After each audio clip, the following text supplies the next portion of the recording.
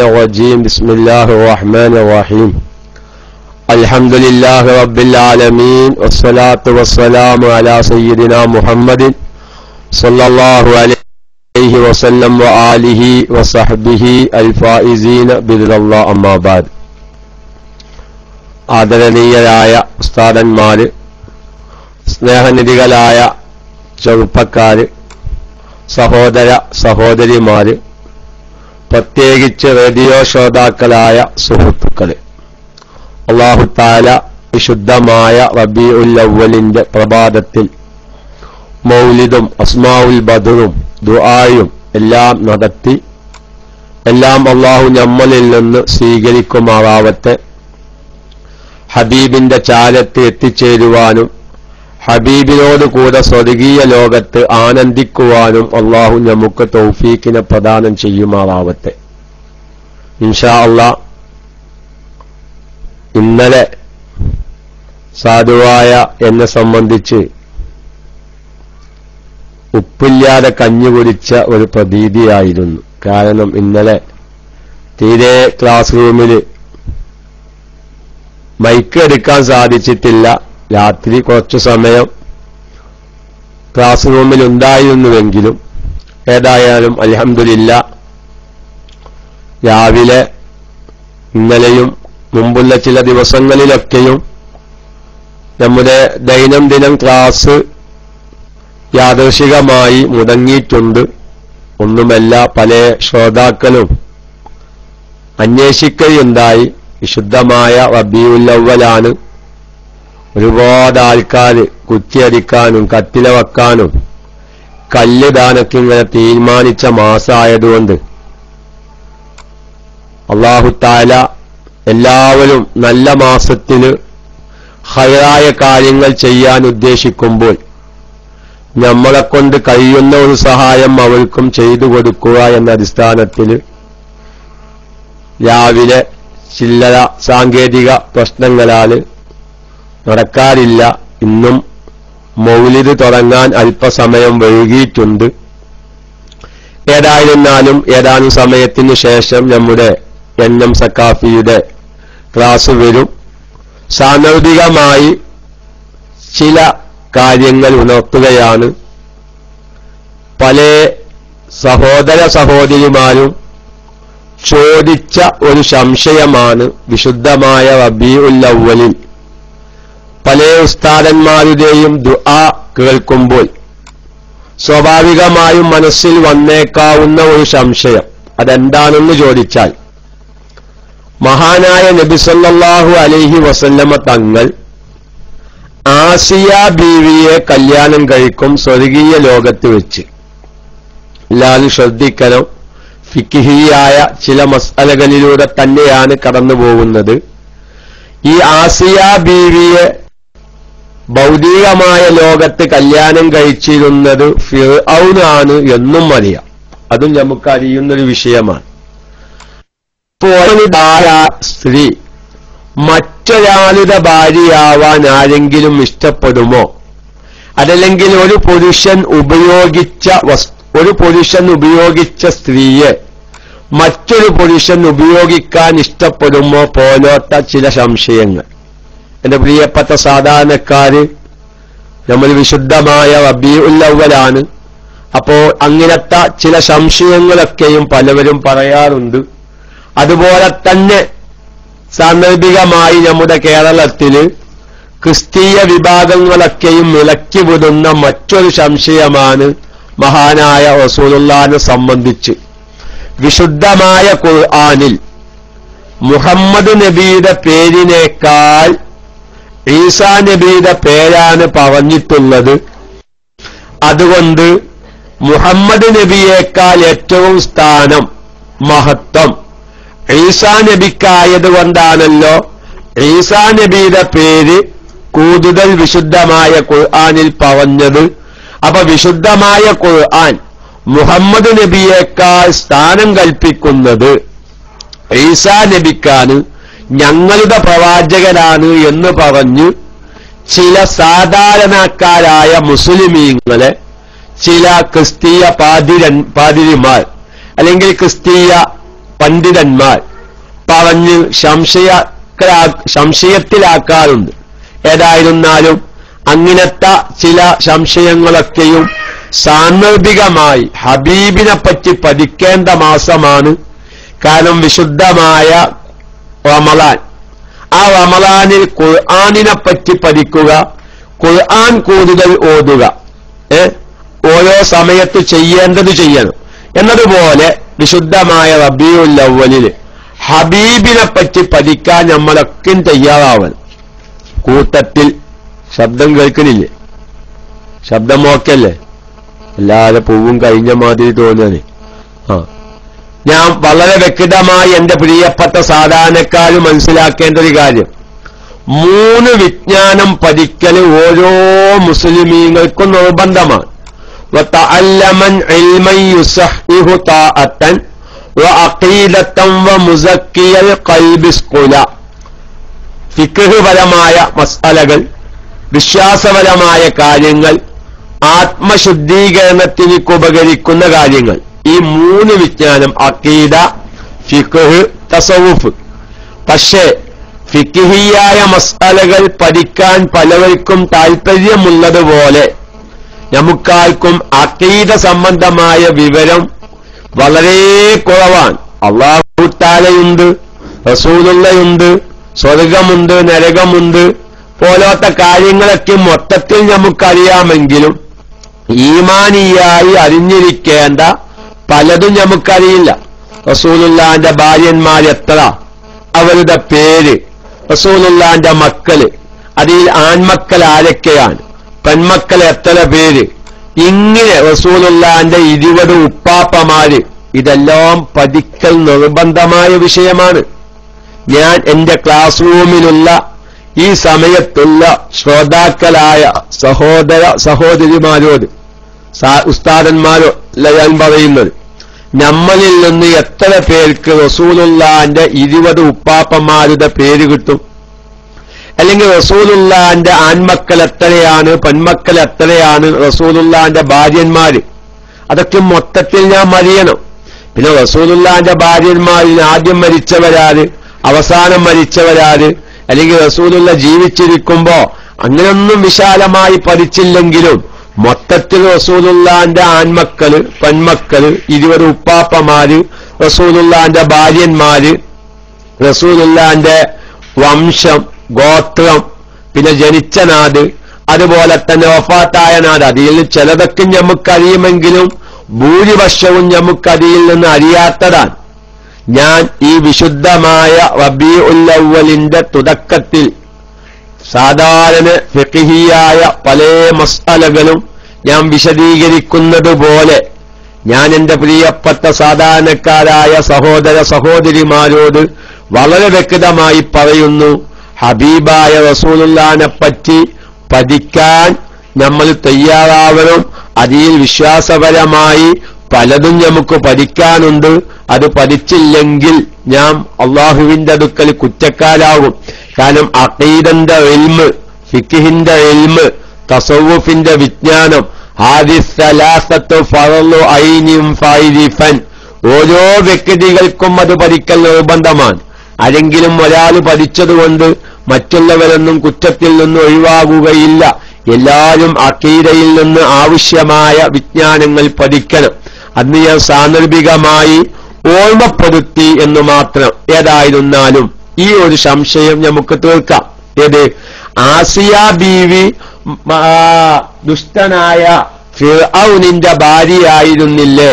ഒരാളുടെ ഭാര്യയാണോ ഇനി ഹബീബിന്റെ ഭാര്യയാകുന്നത്? കാരണം സ്വർഗീയ ലോകത്ത് ഏറ്റവും വലിയ ആനന്ദങ്ങളിൽപ്പെട്ട ഒരു സന്തോഷകരമായ ആനന്ദ സദസ്സാണ് ആ തുൽക്കല്യാണം, ആ മഹത്തായ കല്യാണ സദസ്സ്. കാരണം റസൂലുള്ളാഹിന്റെ ഹദീസിൽ കാണാം, ആസിയ ബീവിയുടെ വളരെയധികം വിഷമം സഹിച്ച ഒരു സഹോദരിയാണ്, ഒരു മഹദിയായ ആസിയ ബീവി.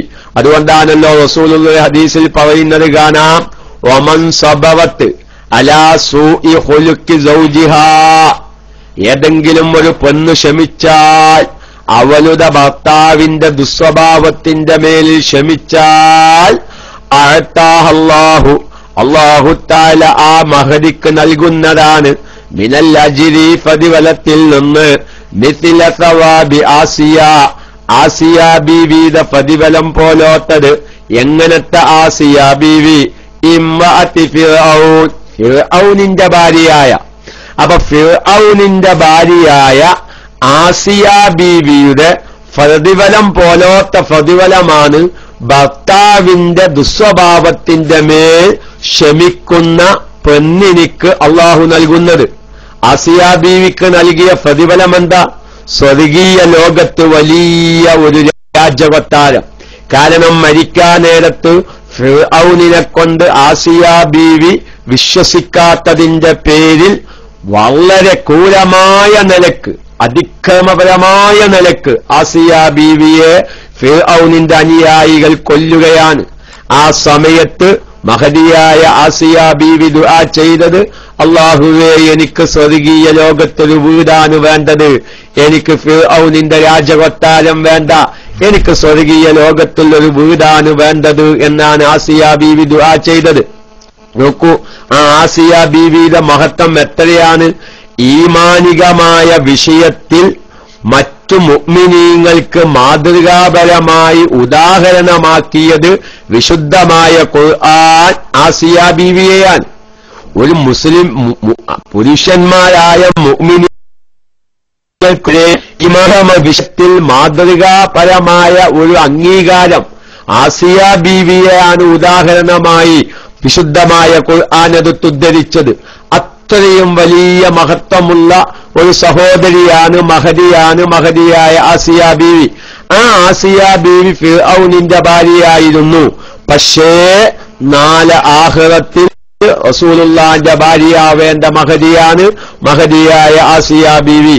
ഞാൻ പറഞ്ഞുകൊണ്ടുവരുന്നത്, ഒരാളുടെ ഭാര്യയായാൽ അവൻ മറ്റൊരു പുരുഷൻ അത് ഇഷ്ടപ്പെടുന്നില്ല. അതുകൊണ്ടാണല്ലോ ഫിഖ്ഹിയായ മസ്അലകളിലേക്കൊന്ന് കടന്നു വന്നോക്കൂ. ഒരു പുരുഷൻ അവന്റെ ഭാര്യയെ ഒരു തലാക്ക് ചൊല്ലിയാൽ അല്ലെങ്കിൽ 2 തലാക്ക് ചൊല്ലിയാൽ അവരുടെ ഇസ്ലാമിക വിധി എന്താ? ആ ഒരു തലാക്കിന്റെയോ 2 തലാക്കിന്റെയോ ഇദ്ദയുടെ കാലാവധി കഴിയുന്നതിനു മുമ്പാണെങ്കിൽ ഞാൻ എന്റെ ഭാര്യയെ മടക്കിയെടുത്തു, റാജഅതു സൗജത്തി, എന്റെ ഭാര്യയെ ഞാൻ മടക്കിയെടുത്തു എന്ന് പറഞ്ഞാൽ മതി. അവിടെ സാന്ദർഭികമായി ഞാൻ പറയുന്നത്, ഒരു പുരുഷൻ ഉപയോഗിച്ച സ്ത്രീയെ മറ്റൊരാൾ ഉപയോഗിക്കാൻ ഇഷ്ടപ്പെടുകയില്ല. അതുകൊണ്ടാണ് 3 തലാക്ക് ചൊല്ലിയ പെണ്ണിനെ തിരിച്ചെടുക്കണമെങ്കിൽ 5ഓളം ഷർത്തുകളുണ്ട്. 1 2 തലാക്ക് ചൊല്ലിയ ഇതുപോലെയല്ല 3 തലാക്ക് ചൊല്ലിയാൽ അവിടെ 5 ഷർത്ത് പാലിക്കണം. ആ ഭാര്യയെ ഇന്ന് തിരിച്ചു കിട്ടണമെങ്കിൽ അതിൽപ്പെട്ട ഒരു ഷർട്ടെന്താ? ഇനി മറ്റൊരു പുരുഷൻ കല്യാണം കഴിച്ച് ആ സ്ത്രീയെ പൂർണ്ണമായും ബന്ധപ്പെടണം. വേണോ വേണ്ടേ എന്ന നിലക്ക് ബന്ധപ്പെട്ടാൽ പോരാ. ഫിഖ്ഹിന്റെ ഗ്രന്ഥങ്ങളിലൊക്കെയും അതിന്റെ നിബന്ധന പറയുന്നത്, ഈ സമയത്ത് സഹോദരിമാരൊക്കെ കേൾക്കുന്ന ഒരു ക്ലാസ് ആയതുകൊണ്ട്, പക്ഷേ ഞാൻ അതിന്റെ ഗൗരവം മനസ്സിലാക്കണം. ഇന്ന് 3 തലാക്ക് ചൊല്ലിയാൽ ആരും ഒരു വില വെക്കുന്നില്ല. എന്തെങ്കിലൊക്കെയും ന്യായീകരണങ്ങൾ പറഞ്ഞ് ആ 3 തലാക്ക് പോയിട്ടില്ല എന്ന് വരുത്തി തീർക്കാനുള്ള ഒരു പരിശ്രമമാണ്. അല്ലെങ്കിൽ 3 തലാക്ക് ചൊല്ലിയാൽ പോയിട്ടില്ല എന്ന് വരുത്തി തീർക്കാൻ പണ്ഡിത വേഷധാരികൾ വരെ കൂട്ടുനിൽക്കുന്ന ഒരു അന്തരീക്ഷത്തിലും ഒരു സാഹചര്യത്തിലുമാണ് നമ്മുടെ കേരളത്തിലൊക്കെ ഉള്ളത്. ഞാൻ സാന്ദർഭികമായി പറയുന്നത്, എന്റെ 3 തലാക്ക് ചൊല്ലിയാൽ അതിന് ഇസ്ലാം വെച്ച ഏറ്റവും വലിയൊരു ശിക്ഷ എന്താ? ഇനി മറ്റൊരു പുരുഷൻ കല്യാണം കഴിക്കണോ? കല്യാണം നിക്കാഹ് ചെയ്താൽ മാത്രം പോരാ. എന്തു വേണം?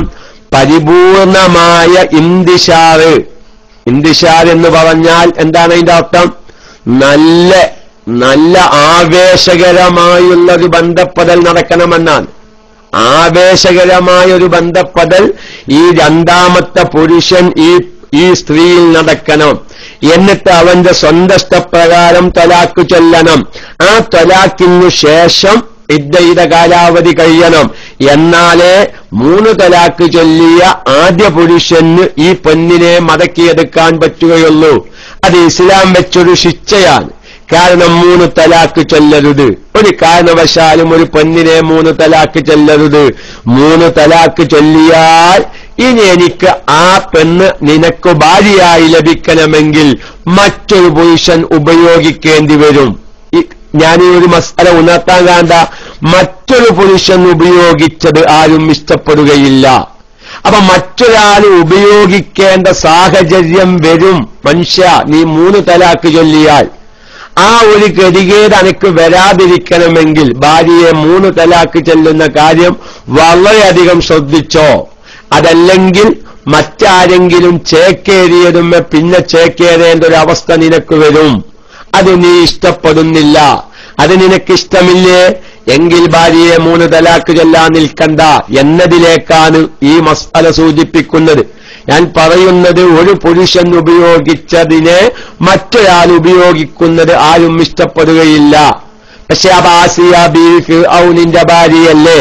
ആ ഫിർഔനിന്റെ ഭാര്യയാണല്ലോ, ആ ആസിയ ബീവിയാണല്ലോ റസൂലുള്ള കല്യാണം കഴിക്കുന്നത്. അവിടെ പ്രത്യേകിച്ച് ഫിർഔന് എന്തല്ല, ദൈവനിഷേധിയാണ്, റബ്ബാനെന്ന് വാദിച്ചവനാണ്. അന റബ്ബുക്കുമുല്ലായില 3 ആയലെന്നുള്ളത്. 3 ആയല, ഒന്ന് അബുല്ലായില മൗദൂദി, മറ്റൊന്ന് അന റബ്ബുക്കുമുല്ലായില എന്ന് വാദിച്ച ആര്? ഫിർഔന്. മറ്റൊന്ന് സബ്ബിസ്മ റബ്ബിക്കല്ലായില. അങ്ങനെ 3 ആയലേന് അറിയപ്പെട്ട ആയലകൾ ഏതോ ഇരിക്കട്ടെ. ഞാൻ പറയുന്നത് സാന്ദർഭികമായി ഞാൻ ഒന്നുകൂടി പറയട്ടെ. ആരോ ഒരാൾ ടെസ്റ്റടിച്ച മാതിരി ചടങ്ങു നിൽക്കൽ മാത്രം. സുബ്ഹാനല്ലാഹ്, എന്റെ വിഷയം ഞാൻ അസിയ ബീവിയുടെ ഒരു ഇഷ്കാല്, ഈ ഒരു സംശയം തീർക്കാൻ, ഒരു ദൈവനിഷേധിയായ ഒരു ഫിർഔൻ ഉപയോഗിച്ച ഒരു സ്ത്രീയെ റസൂലുള്ള കല്യാണം കഴിക്കുകയോ? നമ്മുടെ മനസ്സിൽ വരുന്ന സംശയമാണ്. 1-2 സുഹൃത്തുക്കൾ ചോദിക്കുകയുമുണ്ടായി. ആ സംശയം തീർക്കല് നിർബന്ധമാണ്. ഹബീബിനെ പറ്റി പഠിക്കേണ്ട വിഷയങ്ങളിൽ പെട്ടതാണ്. ഹബീബിന്റെ സ്ഥാനം ഒരിക്കലും അല്ലാഹു തആല കുറച്ചു കാണിക്കുകയില്ല. ഹബീബിന്റെ ഒരു ചെറിയ ഒരു നിലക്കും റസൂലുള്ളാഹിന്റെ സ്ഥാനം കുറയാതിരിക്കാൻ വളരെയധികം ഞാൻ ശ്രദ്ധിക്കണം. അതുകൊണ്ടാണ് ഞാൻ സാന്ദർഭികമായി ആ ഒരു മറ്റൊരു ഇഷ്കാല് കൂടി നമ്മുടെ ക്രിസ്തീയ പാതിരന്മാരൊക്കെയും അച്ഛന്മാരൊക്കെയും പ്രചരിപ്പിക്കുന്ന ചില ആശയങ്ങൾ. ഈസാ നബി അലൈഹിസ്സലാമിന്റെ പേരാണ് കൂടുതലും ഖുർആനിലുള്ളത്. ആരെ പേരിനേക്കാൾ? റസൂലുള്ളാഹിന്റെ പേരിനേക്കാൾ. എന്റെ പ്രിയപ്പെട്ട സഹോദരന്മാര് മനസ്സിലാക്കണം, ബഹുമാനം കൂടിയതുകൊണ്ട് റസൂലുള്ളാഹിനെ പേരെടുത്ത് അല്ലാഹു തആല വിളിച്ചിട്ടില്ല. വളരെ നിർബന്ധിത സാഹചര്യത്തിൽ മുഹമ്മദ് എന്ന പേര് പാടി വന്നപ്പോൾ എന്റെ ഓർമ്മ ശരിയാണെങ്കിൽ 4 പ്രാവശ്യം മാത്രമാണ് റസൂലുള്ളാഹിന്റെ പേര് ഖുർആനിൽ പറഞ്ഞത്. പക്ഷേ റസൂലുള്ളാഹിനോടുള്ള ആദരവും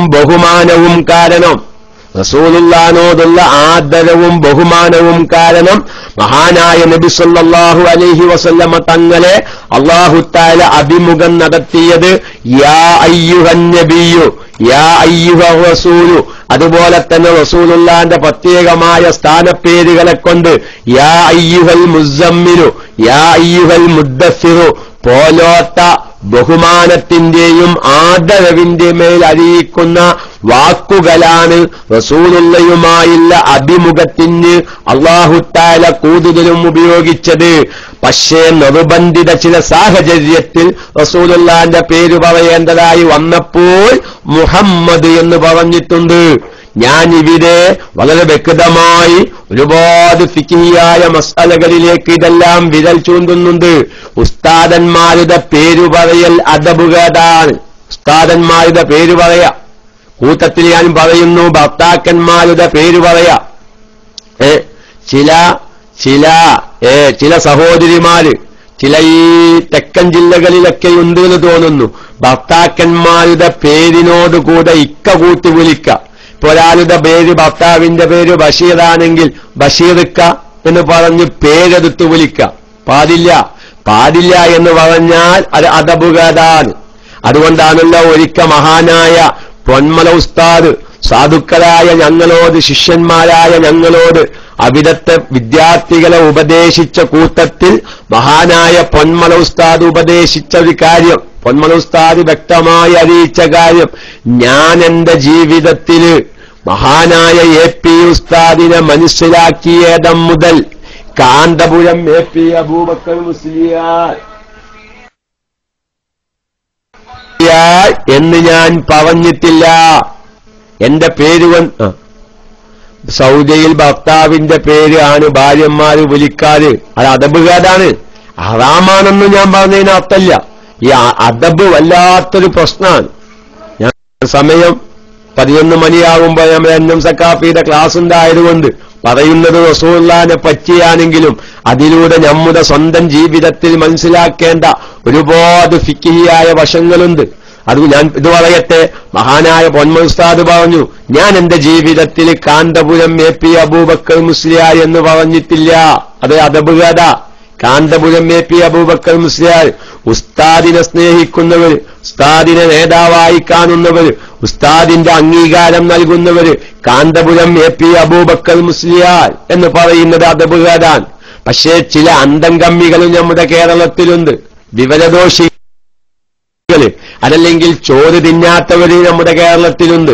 എന്നാൽ കാന്തപുരത്തിന്റെ കേരള യാത്ര എന്നല്ലേ നിങ്ങൾ ലോകമെന്താണ് നാടായ നാടൊക്കെയും ഫ്ലക്സ് വെച്ചത്. പക്ഷേ ആ കേരള യാത്ര ഉസ്താദിനെ ഉസ്താദായി അംഗീകരിക്കുന്നവർക്ക് വേണ്ടി മാത്രമല്ല, ജാതിമത ഭേദമന്യേ ഹൈന്ദവരോ മുസ്ലിമീങ്ങളെന്നോ ക്രിസ്ത്യാനികളെന്നോ ജൂതന്മാരെന്നോ ബുദ്ധന്മാരെന്നോ താഴ്ന്നവരെന്നോ ഉയർന്നവരെന്നോ വ്യത്യാസമില്ലാത്ത എല്ലാവർക്കും സ്നേഹവും മാനവികതയും പഠിപ്പിക്കാൻ എല്ലാവരുടെ നേതാവുമാണ് കാന്തപുരം. അത് ശിഷ്യന്മാർക്കും കാന്തപുരമാണ്, അതുപോലെ തന്നെ അനുയായികൾക്കും കാന്തപുരമാണ്, എല്ലാ ജനങ്ങൾക്കും കാന്തപുരമായതുകൊണ്ട് ജനകീയമായ പേര് തെരഞ്ഞെടുത്തു. ജനകീയമായ പേര് തെരഞ്ഞെടുത്തതാണ് കാന്തപുരത്തിന്റെ കേരള യാത്ര. അതല്ലാതെ ഉസ്താദിന്റെ വില കുറച്ചു കാണിച്ചതല്ല. അതൊക്കെയും പറഞ്ഞ് ചില അന്തം കമ്മികൾ, ഞാൻ അങ്ങനെ തന്നെ തൂർത്തു പറയുന്നു, അന്തമില്ല എന്ന് പറഞ്ഞാൽ തീരെ അന്തമില്ല.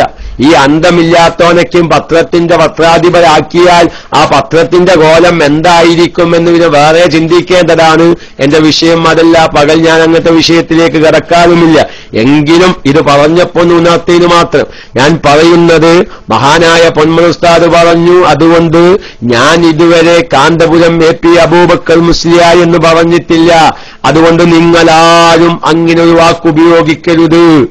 വാക്കുപയോഗിക്കരുത്. ഏതായിരുന്നാലും ഉസ്താദന്മാരുടെ പേര് പറയുക, ഭർത്താക്കന്മാരുടെ പേര് പറയുക, അതൊക്കെ അദബുകേടാണ്. അതുകൊണ്ടാണല്ലോ കിതാബുകളിലൊക്കെ ഒരു മസ്അല കാണാം, ഉസ്താദന്മാരിയിരിക്കുന്ന കസാരകളിൽ ശിഷ്യന്മാർക്ക് ഇരിക്കാൻ പാടില്ല. അത് കറാഹത്ത. കാരണം ഉസ്താദന്മാരിയിരിക്കുന്നിടത്ത് ശിഷ്യന്മാരിരിക്കുക, അവരുപയോഗിക്കുന്ന വസ്തുക്കള്, അവരുടെ വിരിപ്പുകള് അല്ലെങ്കിൽ പോലോത്തതൊക്കെയും അദബുകേടായി.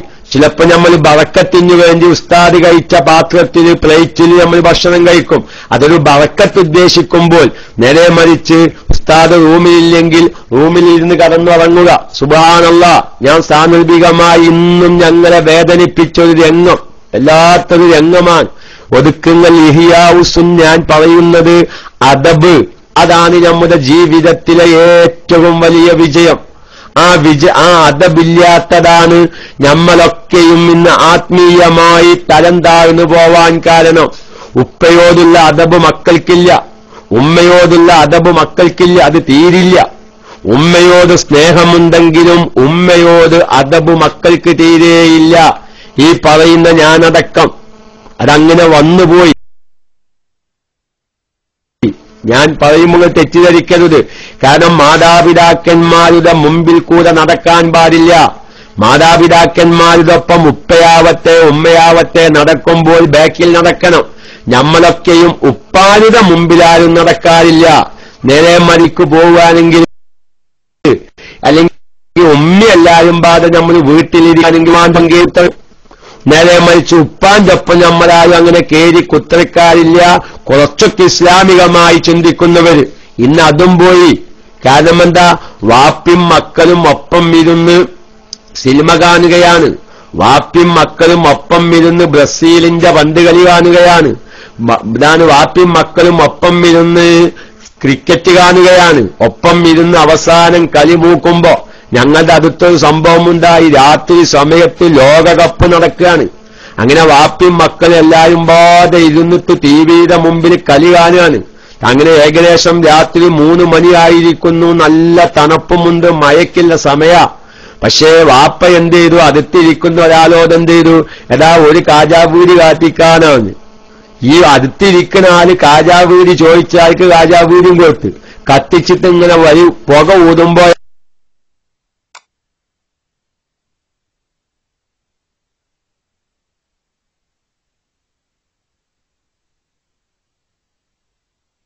പരസ്പരം പരസ്പരം പുക ഊതുമ്പോഴാണ് സുബ്ഹാനല്ലാഹ് എന്നത് വാപ്പാന്റെ മുഖത്തേക്കാണ്. വാപ്പ ഒപ്പം ഇരിക്കുന്നത് ആരാണ്? എന്റെ മകന്റെ കൂടെയാണ് ഞാൻ ഇരിക്കുന്നത്, അല്ലെങ്കിൽ എന്റെ ഉപ്പയുടെ കൂടെയാണ് ഞാൻ ഇരിക്കുന്നത് എന്ന് ചിന്തിക്കാത്ത അവസ്ഥയിലേക്ക് കാര്യങ്ങൾ നീങ്ങി. സുബ്ഹാനല്ലാഹ്, അദബ് എന്നുള്ളത് നമ്മുടെ ജീവിതത്തിൽ തീരെയില്ല. ഉസ്താദന്മാരോടൊന്നും എന്റെ ഉപ്പ പറഞ്ഞൊരു സംഭവം ഞാൻ കേട്ടിട്ടുണ്ട്. എന്റെ ഉപ്പ പറഞ്ഞത്, എന്റെ ഉപ്പയുടെ ഒരു ഉസ്താദ് ഉണ്ടായിരുന്നത്രേ. ആ ഉപ്പയുടെ ഉസ്താദ് സൈക്കിൾ ചവിട്ടുന്ന മുതാല്ലിമീങ്ങളെ ദറസിൽ എടുക്കാറില്ല. സൈക്കിൾ ചവിട്ടുന്ന മുതാല്ലിമീങ്ങളെ ദറസിൽ എടുക്കാറില്ല. എന്റെ കാരണം നമ്മൾ പോകുന്നത് ആസിയ ബീവി അവരെന്ന് പേര് വിളിക്കലും ഭർത്താവും ഭാര്യയും തമ്മിലെ ബന്ധത്തിൽ നിന്ന് ഇങ്ങോട്ട് നീങ്ങിയതാണ്, വിഷയമായി പോയതല്ല. കാരണം സൈക്കിൾ എന്നുള്ളത് അതൊരു അദബില്ലാത്ത വാഹനമാണ്. കാരണം ഉസ്താദന്മാർ നടന്നു പോകുമ്പോ, അല്ലെങ്കിൽ ഉപ്പമാര്, അല്ലെങ്കിൽ കാരണവന്മാർ നടന്നു പോകുമ്പോ സൈക്കിൾ ചവിട്ടിപ്പോകുക അതൊരു അദബുകേടായി കണ്ടിരുന്നു. പഴയ കാലത്തൊക്കെ കുറച്ച് അദബുള്ള വിദ്യാർത്ഥികളാണെങ്കിൽ ഉസ്താദന്മാർ വരുമ്പോ സൈക്കിളിൽ നിന്ന് ഇറങ്ങി മെല്ലെങ്ങനെ ഉരുത്തിക്കൊണ്ടുപോകും. ഉസ്താദോ ഉപ്പയോ അല്ലെങ്കിൽ മൂത്താപ്പയോ അങ്ങോട്ട് പോയതിനു ശേഷമേ പിന്നെ സൈക്കിളിൽ കയറാറുള്ളൂ. പക്ഷെ ഇന്ന് അതില്ല. ഇന്ന് മകൻ സിറ്റ് ഔട്ടിലിരുന്ന് അവന്റെ ടച്ച് സ്ക്രീനിലേക്ക് നോക്കി എന്തൊക്കെയോ കാണുകയാണ്. വാപ്പ വന്നു കയറുന്നു, വാപ്പ വന്നു കയറി അകത്തേക്ക് നീങ്ങുന്നു, പക്ഷേ മോൻ കാണുന്നില്ല. ഞാനൊക്കെയും എത്രയോ വീടുകളിൽ ചെല്ലുമ്പോ കാണാം വാപ്പാരിങ്ങനെ മക്കളൊക്കെ ഗൾഫിൽ നിന്ന് പോന്ന് നല്ല കോടീശ്വര പ്രഭുക്കരായിരിക്കും. അവര് വന്ന് സുഖമായി വീട്ടിലിങ്ങനെ കസാലയിൽ ചാരിക്കസാലയിൽ ഇരുന്ന് അവരിങ്ങനെ സുഹൃത്തുക്കളുമായി വർത്തമാനം പറയുന്നു. വാപ്പ അങ്ങാടി പോയിട്ട് മീൻ വാങ്ങിക്കൊണ്ടുവരുന്നു, മകൻ ഓഫീസ് റൂമിലോ ലിവിംഗ് റൂമിലോ ഇരിക്കുന്നു, വാപ്പ മീനുമായി കയറി വരുന്നു. യാതൊരു മൈൻഡും ചെയ്യാതെ മകൻ ആ കസാലയിൽ കാലുമക്കാലും കേറ്റിച്ചവരിയിരിക്കുന്നു. പ്രിയപ്പെട്ടവരെ, വളരെ വ്യക്തമായി ഞാൻ മനസ്സിലാക്കണം. ഞാൻ പറയുന്നത് അദബ് നമ്മുടെ ജീവിതത്തിൽ തീരെ ഇല്ലാതെയായി പോയതാണ് അദബ്. ഞാൻ പറയുന്നത് റസൂലുള്ളാന്റെ പേര് വിശുദ്ധമായ ഖുർആനില് മുഹമ്മദ് എന്ന പേര് കുറയാൻ കാരണം അത് റസൂലുള്ളാനോട്, മഹാനായ പ്രവാചകനോട് അല്ലാഹു തആല ചെയ്ത അദബിന്റെ ഭാഗമായി പേര് ഒഴിവാക്കി. യാ അയ്യുഹൻ നബിയ്യു, യാ അയ്യുഹർ റസൂലു, യാ അയ്യുഹൽ മുസമ്മിലു, യാ അയ്യുഹൽ മുദ്ദസ്സിറു പോലോത്ത ഹബീബിന്റെ മഹത്വത്തിന്റെ മേലിൽ, ഹബീബിന്റേതായ ബഹുമാനത്തിന്റെ മേൽ അറിയിക്കുന്ന വാക്കുകൾ ഉപയോഗിച്ച കാരണമാണ് അങ്ങനെ റസൂലുള്ളാന്റെ മുഹമ്മദ് എന്ന പേര് വിശുദ്ധമായ ഖുർആനിൽ കുറയാൻ കാരണം. ഞാൻ പറയുന്നു, അദബ് വല്ലാത്ത വിഷയമാണ്. നമ്മുടെ മക്കൾക്ക് അദബില്ലെങ്കിൽ ആ മക്കൾ വിജയിക്കില്ല. ഞാൻ പറയുന്നത്, ഇനി അങ്ങനെ ഉപ്പമാരോട് അദബ് കാണിക്കുന്ന മക്കൾ തന്നെ ഉമ്മമാരോട് അദബ് കാണിക്കുന്നില്ല. ഉമ്മയും മകനും ഒരു വഴിക്ക് പോവുക, മക്കളിങ്ങനെ മുമ്പിൽ നടക്കും, ഇമ്മ ബാക്കിൽ നടക്കുന്നുണ്ടാവും. പക്ഷേ ആ ഉമ്മാന്റെ മുമ്പിൽ നടന്നുകൂടാ. അതെന്തോ സ്നേഹം കൂടിയതിന്റെ പേരിലോ അല്ലെങ്കിൽ നമ്മൾ ശ്രദ്ധിക്കാതെ പോയതോ അറിയില്ല. നോക്കി നിങ്ങൾ, അദബിന്റെ ബഹുമാനം മനസ്സിലാക്കാൻ, അദബിന്റേതായ ഗൗരവം തിരിയാൻ ഞാൻ ഒരു ചെറിയ വിഷയം പറയട്ടെ. ഒരു ചെറിയ വിഷയം, ഒരു ചെറിയ മസ്അല. അതിലൂടെ പല പ്രാവശ്യം ഞാൻ പറഞ്ഞതായിരിക്കാം. എങ്കിലും അദബിനെക്കുറിച്ച് ചർച്ച ചെയ്യുമ്പോൾ വളരെയധികം മനസ്സിലാക്കേണ്ട ഒരു വിഷയമാണ്. അവിടെ നമുക്കൊരുപാട് സുന്നത്തുകളും പഠിക്കാനുണ്ട്. അഥവാ നാം നിസ്കാരത്തിൽ നിന്ന് സലാം വീട്ടിയാൽ യഥാർത്ഥത്തിൽ ഇന്ന് ചെയ്യുമ്പോഴല്ല യഥാർത്ഥത്തിൽ മഅ്മൂമീങ്ങൾ ചെയ്യേണ്ടത്. കാരണം ഇന്ന് സലാം വീഴ്ത്തിയാൽ ഇമാമ് വലഭാഗത്തേക്ക് തിരിഞ്ഞിരിക്കും, ഓക്കെ, അതങ്ങനെ നടക്കുന്നു. പക്ഷേ മഅ്മൂമീങ്ങളോ, മഅ്മൂമീങ്ങൾ യഥാർത്ഥത്തിൽ സലാം വീഴ്ത്തിയാൽ ഇരിക്കേണ്ടത് ആ അത്തഹിയ്യാത്തിന് ഏത് രൂപത്തിലിരുന്നോ അതേ ഖൗഫിലും ഖുശൂഇലും തവാളുയിലുമായിട്ടാണ് ദിക്റും സലാത്തും കഴിയുന്നതുവരെ ആ മഅ്മൂമീങ്ങൾ ഇരിക്കേണ്ടത്. നിസ്കരിച്ച് സലാം വീട്ടിയവനിരിക്കേണ്ടത് അല്ലെ. നേരെ മറിച്ചോ ഇമാമും അതേ രൂപത്തിൽ സലാം വീട്ടിയതിനു ശേഷം സലാം വീട്ടുന്നതിനു മുമ്പത്തെ അതേ അവസ്ഥയിൽ ഇരുന്നാൽ പുറമേ നിന്ന് ഒരാൾ കയറി വരുമ്പോ ഇവരുടെ ജമാഅത്ത് കഴിഞ്ഞിട്ടില്ല എന്ന് വിചാരിച്ച് അവരോട് തുടരാൻ സാധ്യതയുണ്ട്. അപ്പൊ ഇമാമ് മാത്രം ഇങ്ങോട്ട് വലഭാഗത്തേക്ക് തിരിഞ്ഞിരുന്നാൽ ആ പുറമേ നിന്ന് വരുന്നവർക്ക് ഇവരുടെ നിസ്കാരം കഴിഞ്ഞിരിക്കുന്നു എന്ന് ബോധ്യപ്പെടും. നേരെ മറിച്ച് ഇമാമും അതേ രൂപത്തിലിരുന്നാൽ സലാം വീട്ടിയിട്ടില്ല എന്ന് വിചാരിച്ച് പുറമേ നിന്ന് വരുന്നവർ തുടരാൻ സാധ്യതയുണ്ട്. അതിനൊരു പരിഹാരം കൂടിയാണ് ഇമാമ് വലഭാഗത്തേക്ക് തിരിഞ്ഞിരിക്കുന്നത്. എന്റെ പ്രിയപ്പെട്ട ശ്രോതാക്കളെ, എന്റെ പ്രിയപ്പെട്ട സാധാരണക്കാരെ, സലാം വീട്ടിയാൽ ആ ദിക്റും സലാത്തും ദുആയും കഴിയുന്നത് വരെ അതേ രൂപത്തിൽ അഥവാ വിരല് ഉയർത്തിപ്പിടിച്ചിട്ടുണ്ടാവും. ഇല്ലല്ലാ എന്നേടം മുതൽ നമ്മുടെ വലത്തെ കൈയിന്റെ ചൂണ്ടാനി വിരൽ ഉയർത്തിപ്പിടിച്ചത് അത് ഒഴിവാക്കി കഴിഞ്ഞാൽ എന്താണോ സലാം വീട്ടുന്നതിന്റെ മുമ്പത്തെ ഇരുത്തം, ആ കാല് വെച്ചതും ആ ചെരിപ്പടിക്കാലിൽ വിരലുകളുടെ പള്ള നിലത്ത് വെക്കുന്ന രൂപത്തിൽ തവറുക്കിന്റെ ഇരുത്തം അതേ രൂപത്തിലിരിക്കണം. എന്നാൽ അതിന്റെ ബഹുമാനവും അതിന്റെ പ്രതിഫലം എന്താണ്? ആ ഇരുത്തം അങ്ങനെ ഇരുന്ന് ദിക്റും സലാത്തും ദുആയും കഴിയുന്നതുവരെ മഅ്മൂമീങ്ങൾ അങ്ങനെ ഇരുന്നാൽ ആകാശ ലോകത്തുള്ള മാലാകന്മാർ അങ്ങനെ ഇരുന്ന് ദിക്റും ദുആയും നടത്തുന്ന മഅ്മൂമീങ്ങൾക്ക് അവരതിൽ നിന്ന് പിരിയുന്ന സമയം വരെ അല്ലാഹു തആലാനോട് പൊറുക്കല്ല ചോദിച്ചും കൊണ്ടിരിക്കും. നേരെ മറിച്ചോ നമ്മൾ ചെയ്യുന്നതെന്താ? സലാം വീട്ടിയാൽ ചിലപ്പോൾ സുഖമില്ലാത്തവരുണ്ടാവും. കാലിന്റെ മുട്ട് അത്തഹിയ്യാത്തിനിരുന്നു, ഇനി അധിക സമയം മടക്കി വെക്കാൻ വയ്യ. അപ്പൊ അവർക്ക് പെട്ടെന്ന് കാലിന്റെ മുട്ട് ഒന്ന് നീക്കി വെക്കേണ്ടി വരും. അല്ലെങ്കിൽ കുറച്ചു സമയം ഇരുന്നാൽ കാല് തരിക്കും, പിന്നെ എഴുന്നേൽക്കാൻ സാധിക്കില്ല, അപ്പോഴൊന്ന് ഇളകി കൊടുക്കേണ്ടി വരും. ഇങ്ങനത്തെ ആവശ്യങ്ങൾക്കാവാം. എന്നാൽ നമ്മളങ്ങനെയല്ല. നമ്മൾ ഇന്ന് കഴിയുന്ന എത്രയോ ചെറുപ്പക്കാർ, ഞാൻ പറയട്ടെ, അദബ് പാലിക്കുന്ന, എന്റെ ജീവിതത്തില് ഒരു നല്ല അവസ്ഥ വരണമെന്ന് ചിന്തിക്കുന്ന എന്റെ പ്രിയപ്പെട്ട ചെറുപ്പക്കാരോട് എല്ലാരും കാരണം സലാം വീട്ടിയിട്ട് ഒരു രണ്ടടി ബാക്കിൽ ഇങ്ങോട്ട് ഇരിക്കും. എന്നിട്ട് ചന്ദനപ്പതി തിങ്ങാതിരിക്കുക. നമ്മൾ സാധാരണ പോലെ ചന്ദനപ്പതി തിങ്ങാതിരിക്കുക. ഈ കാല് ഇടത്തെ കാല് വലത്തെ കാലിന്റെ ഉള്ളിലേക്കും വലത്തെ കാല് ഇടത്തെ കാലിന്റെ ഉള്ളിലേക്കും കോർത്തിങ്ങാണ്ട് ഒരു ചന്ദനപ്പതി തിങ്ങാതിരിക്കുക. അതേമാതിരി തിങ്ങനെ ഇരിക്കുന്നതാണ്. ചിലർ അവന് എഴുന്നേച്ചിട്ട് എന്ത് ചെയ്യും? കയ്യൊന്ന് ബാക്കിലേക്ക് കുത്തിയിരിക്കും. ചിലർ എഴുന്നേച്ചിട്ട് ചുമരിന്റെ നേരക്ക് ചാരിയിരിക്കും. ഇതൊക്കെ തീരെ സുഖമില്ല, ശാരീരികമായി അസ്വസ്ഥത ഉള്ളവരാണെങ്കിൽ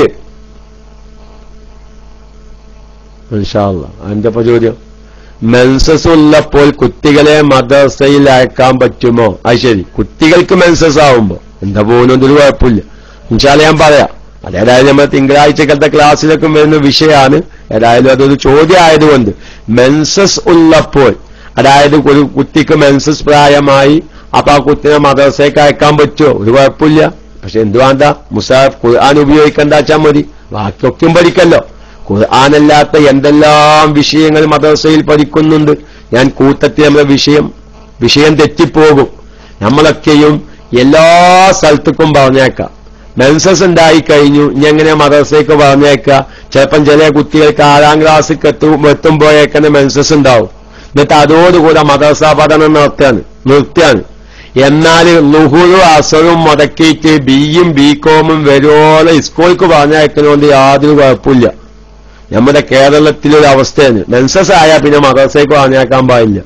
മെൻസസ് ആയാലും മദ്രസയിൽ പോയിട്ട് എന്തെല്ലാം വിഷയങ്ങൾ വേറെ പഠിക്കാണ്ട്. അതുകൊണ്ട് നേരെ മറിച്ച് ആ മെൻസസായ പെൺകുട്ടി പ്രായപൂർത്തിയായി ഇനിയിപ്പം ളുഹുറും അസ്റക്കും കൃത്യസമയത്ത് നിസ്കരിക്കൽ നിർബന്ധമാണ്. പക്ഷെ അത് ളുഹുറ് മുടങ്ങിയാലും വേണ്ടില്ല, അസ്റ് മുടങ്ങിയാലും വേണ്ടില്ല, ഇനി കൊല്ലങ്ങളോളം നിസ്കാരം മുടങ്ങിയാലും വേണ്ടില്ല. ഏതെങ്കിലൊക്കെ ഹോസ്റ്റലിൽ കൊണ്ടുപോയിട്ട് ഓരോ ഡിഗ്രി ബിഫാമോ ഏതൊക്കെ കോഴ്സുകൾ പഠിക്കാൻ വേണ്ടി മക്കളെ പറഞ്ഞേക്കുക. എത്രയോ പെൺകുട്ടികളുടെ ഫർള് നിസ്കാരങ്ങൾ ഖളാ ആവുന്നു. ഉസ്താദിനോട് എങ്ങനെ പറയും? എന്താ ഉസ്താദിനോട് പറയുന്നത്? ഇപ്പൊ വിഷയം മാറി പോകുന്നുണ്ട്. എന്നാലിപ്പോ നമ്മുടെ രാവിലത്തെ ക്ലാസ് അങ്ങനെയല്ല നടക്കാറുള്ളത്. ഉസ്താദിനോട് എങ്ങനെ പറയാം? ഉസ്താദിനോട് രക്ഷിതാവ് വിളിച്ചു പറഞ്ഞു എന്റെ കുട്ടിക്ക് മെൻസസ് ആണ്, അല്ലെങ്കിൽ ആ കുട്ടി മുസാഫ് കൊണ്ടല്ലാത്ത ഈ ഉസ്താദെന്ന് മനസ്സിലായിക്കോലും. അതൊന്നും ഒരു വിഷയമല്ല. അത് ചില്ലറ വിഷയം പറഞ്ഞ് നമ്മളെ കുട്ടികൾക്ക് പഠിക്കൽ നിർബന്ധമായ വിഷയങ്ങൾ പഠിക്കാനയക്കണം. പ്രത്യേകിച്ച് നമ്മുടെ സുന്നി ബോർഡിന്റെ പുസ്തകം സിലബസ് 10ാം ക്ലാസ് വരെ ഒരു വിദ്യാർത്ഥി പഠിച്ചാൽ ശാഫിഈ മദ്ഹബിലെ ഏകദേശം ആധികാരികമായ മസ്അലകളൊക്കെയും ആ കുട്ടിക്ക് പഠിയും. അതുകൊണ്ട് ഞാൻ പറയുന്നു, ഞാൻ ഏതായാലും ആ ചോദ്യം വന്നതുകൊണ്ട് ഞാൻ വിഷയത്തിൽ നിന്ന് തെറ്റുകയല്ല. മറ്റുസ്താദുമാരെ ക്ലാസിന്റെ സമയക്കണമെങ്കിൽ റൈസാന്റെയും മുകളിലെത്തണം. നമുക്ക് വേറെ ഏതെങ്കിലും സമയത്ത് അദബിന്റെ വാക്കി പറയാം. അതല്ലെങ്കിൽ ഇൻഷാ അല്ലാഹ് റസൂലുള്ളാഹിനോടുള്ള അദബ്, ആ അദബിലൂടെ ഒരുപാട് അദബ് ഞാൻ നമ്മുടെ ജീവിതത്തിൽ ഈ വിശുദ്ധമായ റബീഉൽ അവ്വലിൽ ഒരു അദബുള്ള ജീവിതത്തിലേക്ക് മടങ്ങിയാൽ അത് മക്കളോട് മാത്രമല്ല, മാതാപിതാക്കന്മാരോട് മാത്രമല്ല, സമയങ്ങളോട്, സന്ദർഭങ്ങളോട്, വസ്തുക്കളോട്, വ്യക്തികളോട് ഈ അദബാണ് ഒരു മനുഷ്യനെ ഏറ്റവും വലിയ വിജയത്തിലേക്ക് എത്തുന്നത്. അപ്പൊ ഞാൻ പറയുന്നത്, നമ്മുടെ സുന്നി ബോർഡിന്റെ പുസ്തകല്ലേ, പാഠപുസ്തകം, അത് 8ാം ക്ലാസ്സിൽ മഹാനായ കോതാമ്പുഴ ബാവ ഉസ്താദ് ഫത്തുൽ മുഈൻ എന്ന് പറയുന്ന ഗ്രന്ഥത്തെ ചുരുക്കിയുണ്ടാക്കി നിഹായ, മുഗ്നി, തുഹ്ഫ പോലത്തെ ഒരുപാട് ഫിഖ്ഹിന്റെ ഗ്രന്ഥങ്ങളിൽ നിന്ന് പ്രബലമായ അഭിപ്രായങ്ങൾ മാത്രം ക്രോഡീകരിച്ചുണ്ടാക്കിയ ഗ്രന്ഥമാണ് ഖുലാസത്തുൽ ഫിഖ്ഹിൽ ഇസ്ലാമി. 3 ഭാഗം. അതിന്റെ 1ാമത്തെ ഭാഗം പഠിപ്പിക്കുന്നത് 8ാം ക്ലാസ്സിലാണ്. പ്രിയപ്പെട്ടവരെ, ഒരു അത്യാവശ്യം കിതാബ് തിരിയുന്ന ഒരു ഉസ്താദാണ് ആ ഖുലാസന്റെ 1ാം ഭാഗം വിശദീകരിക്കുന്നതെങ്കിൽ ആ പെൺകുട്ടികൾക്ക് അവരുടെ ജീവിതത്തിൽ ആവശ്യമായ ഇസ്തിഹാലത്തിന്റെയും നിഫാസിന്റെയും കുലിയുടെയും ഒക്കെയും മസ്അലകള് വളരെ വ്യക്തമായി കാലോചിതമായി ഒരു പെൺകുട്ടിക്ക് മടി വരാത്ത രൂപത്തിൽ, ലജ്ജ വരാത്ത രൂപത്തിൽ അതിന്റെ ശാസ്ത്രീയമായ നിലക്ക് ആ കുട്ടിയെ വിശദീകരിക്കുമ്പോ നമ്മുടെ മക്കൾക്ക് എന്തെല്ലാം മസ്അലകൾ പഠിക്കും. സുബ്ഹാനല്ലാഹ്, ഞാനൊരു പൊങ്ങച്ചം പറയുകയാണെന്ന് ആരും വിചാരിക്കരുത്. ഇപ്പോൾ നമ്മൾ തിങ്കളാഴ്ചയ്ക്ക് നടക്കുന്ന നമ്മുടെ ആ മെൻസസ് സംബന്ധമായ ക്ലാസുകളൊക്കെയും എടുക്കുമ്പോ എത്രയോ സഹോദരിമാര് വിളിച്ചിട്ട് പൊട്ടിക്കരയാണ്. സാധേ, ഞങ്ങൾ ആരും ഇത് ശ്രദ്ധിച്ചിട്ടില്ല. കാരണം ഇസ്തിഹാലത്തുള്ള രോഗികളിൽ നിന്ന് 90% രോഗികൾക്കും ഇസ്തിഹാലത്ത് രോഗികളാണ്. ഒരു ഇസ്തിഹാലത്ത് രോഗി നിസ്കരിക്കുമ്പോൾ വെച്ചുകെട്ടേണ്ട രൂപം എങ്ങനെയാണെന്ന് പോലും നമ്മുടെ ഭൂരിപക്ഷം സഹോദരിമാർക്കും അറിയില്ല.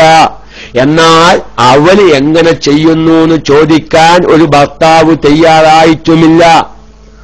അതുകൊണ്ട് എത്ര വഖത്ത് നിസ്കാരം നമ്മുടെ പെങ്ങന്മാർക്ക് ഖളാ ആയി പോയിട്ടുണ്ട്, സഹീഹാവാതെ പോയിട്ടുണ്ട്. നമ്മുടെ പെങ്ങന്മാരും ഭാര്യന്മാരും നോറ്റ നോമ്പ് എത്രയോ അവർക്ക് നഷ്ടപ്പെട്ടു പോയിട്ടുണ്ട്.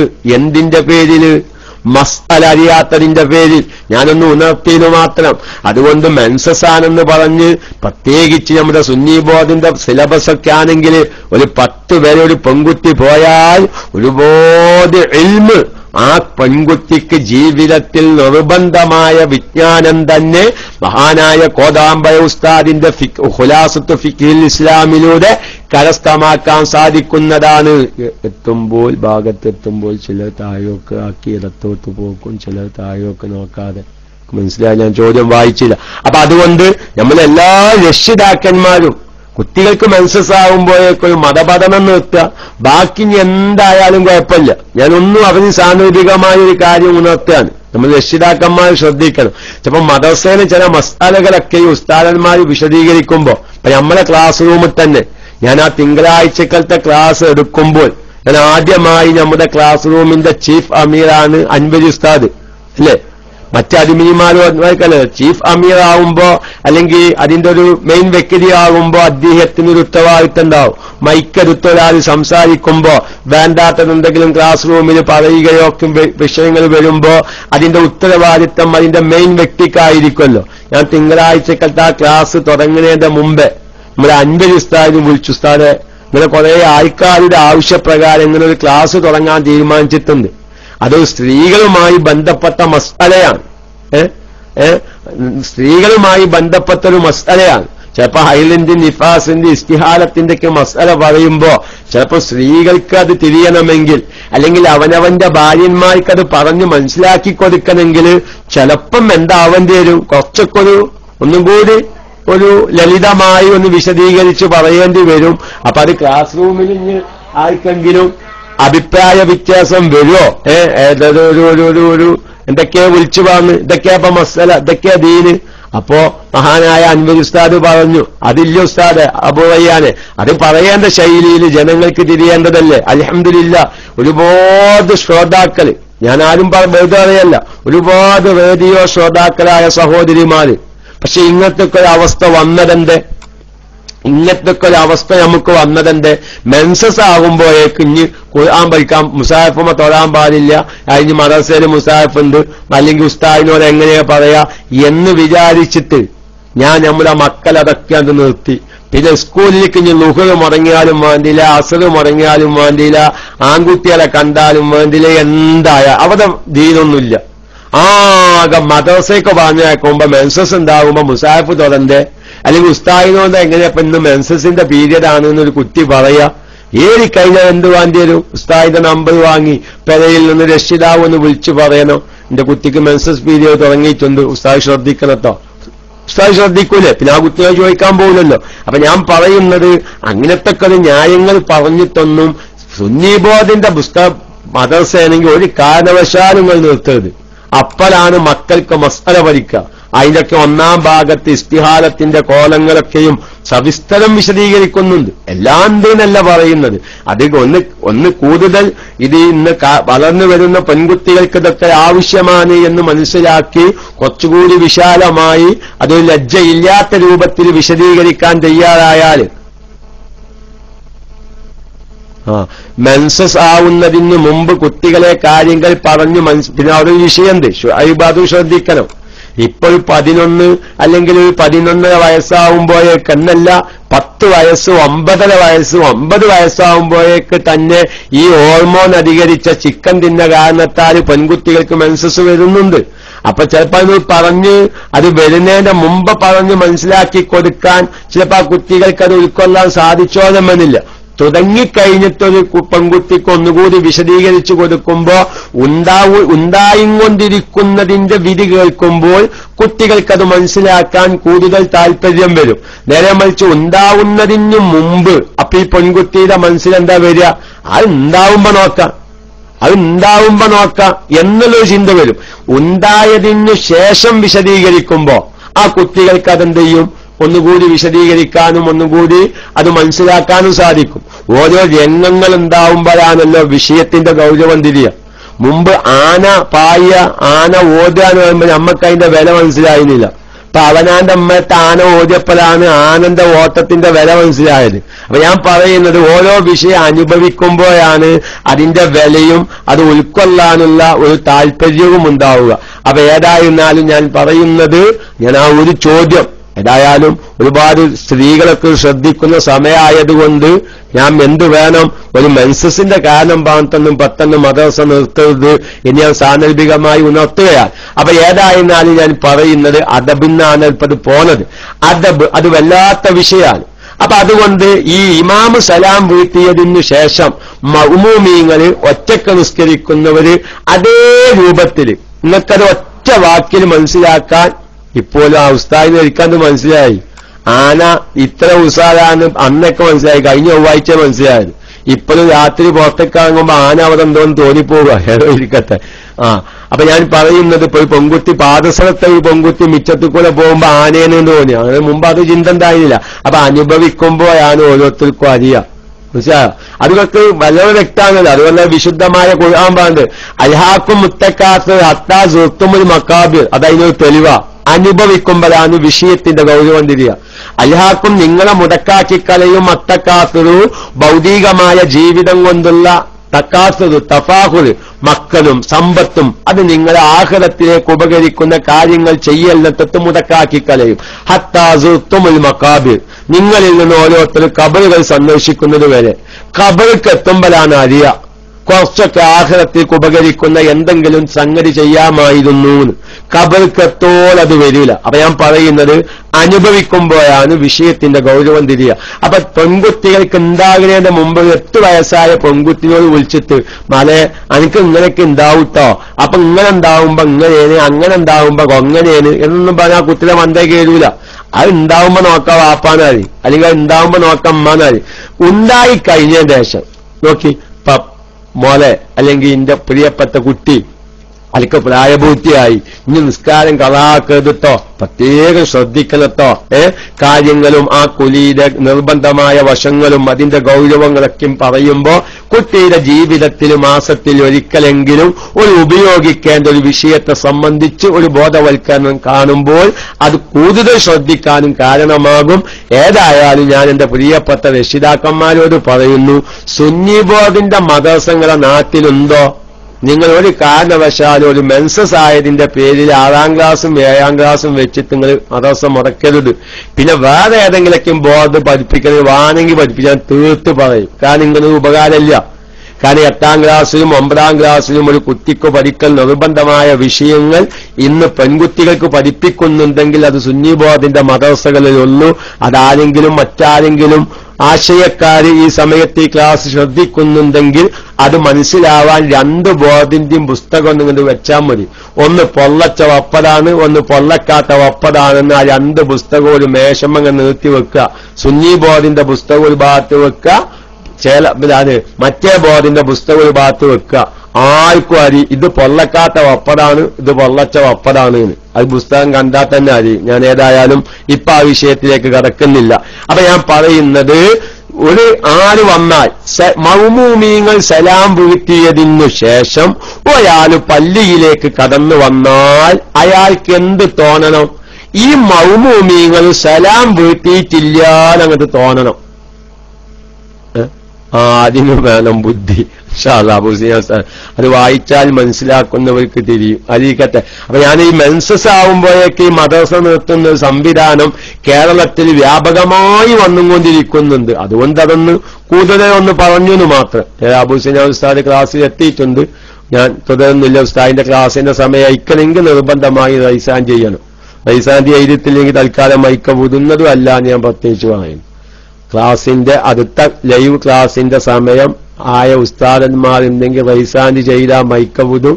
അല്ലെങ്കിൽ ലുഹർ കള ആവോടെ ഞാൻ ഇരുത്തിരിക്കും. പറഞ്ഞില്ലാന്ന് വേണ്ട, തിരിയാത്തവർ നട്ടം തിരിയും. ഏതായിരിക്കും സമയമായാൽ റൈസാൻഡ് ചെയ്യണേ. അല്ലെങ്കിൽ ഞാൻ ഈ പോക്ക് ഇങ്ങനെ പോകും. വിടുത്താ വിടില്ല, അത്ര സ്വഭാവം. ഏതായിരിക്കട്ടെ. അപ്പൊ ഞാൻ പറഞ്ഞ ഒരാള് പള്ളിയിലേക്ക് കയറി വന്നാൽ മൗമൂമീങ്ങൾ സലാം വീട്ടിയിട്ടില്ല എന്നങ്ങോട്ട് തോന്നണം. ആ ഇരുത്തയിരിക്കണം. ഇതൊന്നും നമ്മളെ ഇരിക്കാത്തതുകൊണ്ടാണ് ഈ ഊരവേദനയും തണ്ടൽ വേദനയും മുട്ടുവേദനയും നിങ്ങാണ്ട് ഈ രോഗങ്ങളുടെ കലി രോഗങ്ങൾ. നമ്മളത് ഒന്ന് സലാം വീട്ടിയാൽ ഒരു 10 മിനിറ്റ് അതേമാതിരി ഇരുന്ന് നമ്മൾ ശീലിക്കണില്ല. നമ്മളപ്പോ ഒന്ന് കൈയൊന്ന് ബാക്കിലേക്ക് കുത്തി അല്ലെങ്കിൽ 2 അടി ഒന്ന് ബാക്കിലേക്ക് ഇറങ്ങി ഒക്കെ ചെയ്ത് ഇതൊക്കെ തിരിയുമ്പോഴാണ് ഞാൻ ഇനി പറയാൻ പോകുന്ന അദബിന്റെ ഗൗരവം സാധാരണക്കാർക്ക് തിരിയാം. ഞാൻ മുമ്പേതോ ഒരു സമയത്ത് ഈ വിഷയം ക്ലാസ് റൂമിൽ പറഞ്ഞിട്ടുണ്ട്, അത് കുറെ മുന്നേ. പക്ഷെ ഏതായാലും അദബിന്റെ മാസാണല്ലോ റബീഉൽ അവ്വൽ. അതുകൊണ്ട് കുറെ സംഗതി സത്യം പറയാം. ഞാൻ ഏതായാലും എല്ലാവരും ശ്രദ്ധിക്കണം. അബ്ദുള്ള വയനാട് കുറെ ആയിക്ക് PM അയക്കുന്നു. ഇതേ തന്നെ ഖദ്ദസല്ലാഹു ഉസ്താദ് എന്ന് ഉദ്ദേശം എന്താണ്? പക്ഷെ ഈ ടൈപ്പ് ചെയ്ത് ഇങ്ങനെ എഴുതി ഉണ്ടാക്കാനാണ് വലിയ പ്രയാസം. അപ്പൊ ഞാൻ മൂപ്പക്കിന്റെ മൊബൈൽ നമ്പറൊക്കെ അത് അയച്ചു വെക്കുന്നതാണ്. കോല് ചെയ്യുമ്പോ സുഖമായി പറയരുത്. മൂപ്പർ ഇപ്പോഴും ആ ചോദ്യം കൊണ്ട് ഇങ്ങനെ വന്നിക്കുക. ഏതായാലും പറയാം, ഇതാണ് പറഞ്ഞ് അവസാനിപ്പിക്കട്ടെ. സമയം എന്തെങ്കിൽ അല്ലെങ്കിൽ നമ്മൾ അബൂ സിനാൻ ഉസ്താദ് ആരെങ്കിലൊക്കെ വിശദീകരിച്ചു. അപ്പൊ ഏതാ ഞാൻ പറയുന്നത്, ഏറ്റവും വലിയൊരു സുന്നത്ത്. ഞാൻ നമുക്ക് അദബ് മനസ്സിലാകുക. അപ്പൊ മൗമൂമീങ്ങൾ സലാം വീട്ടിയിട്ടില്ലാന്നങ്ങത്ത് തോന്നണം. പുറമേ നിന്ന് ഒരാൾ വരുന്നവർക്ക് അതേ ഇരുത്തം, കഴുത്തനങ്ങാതെ, തല പൊന്താതെ, തല താഴാതെ, അത്തഹിയാത്തിൽ ഇരുന്ന അതേ ഖുശൂഉം തവാളുവോടും കൂടെ തന്നെ സലാം ദിക്റും ദുആയും കഴിയുന്നത് വരെ ഇരിക്കണം. പക്ഷേ ശ്രദ്ധിക്കണം, എന്ത് ചെയ്തു? അങ്ങനെ ഞാൻ സലാം വീട്ടി, ഞാൻ മൗമൂമായി നിസ്കരിക്കുന്നു, ഞാൻ സലാം വീട്ടി ഇടഭാഗത്തേക്കോ അല്ലെങ്കിൽ വലഭാഗത്തേക്കോ സലാം വീട്ടിയപ്പോ ജമാഅത്തായി നിസ്കരിക്കാൻ വേണ്ടി സഫ്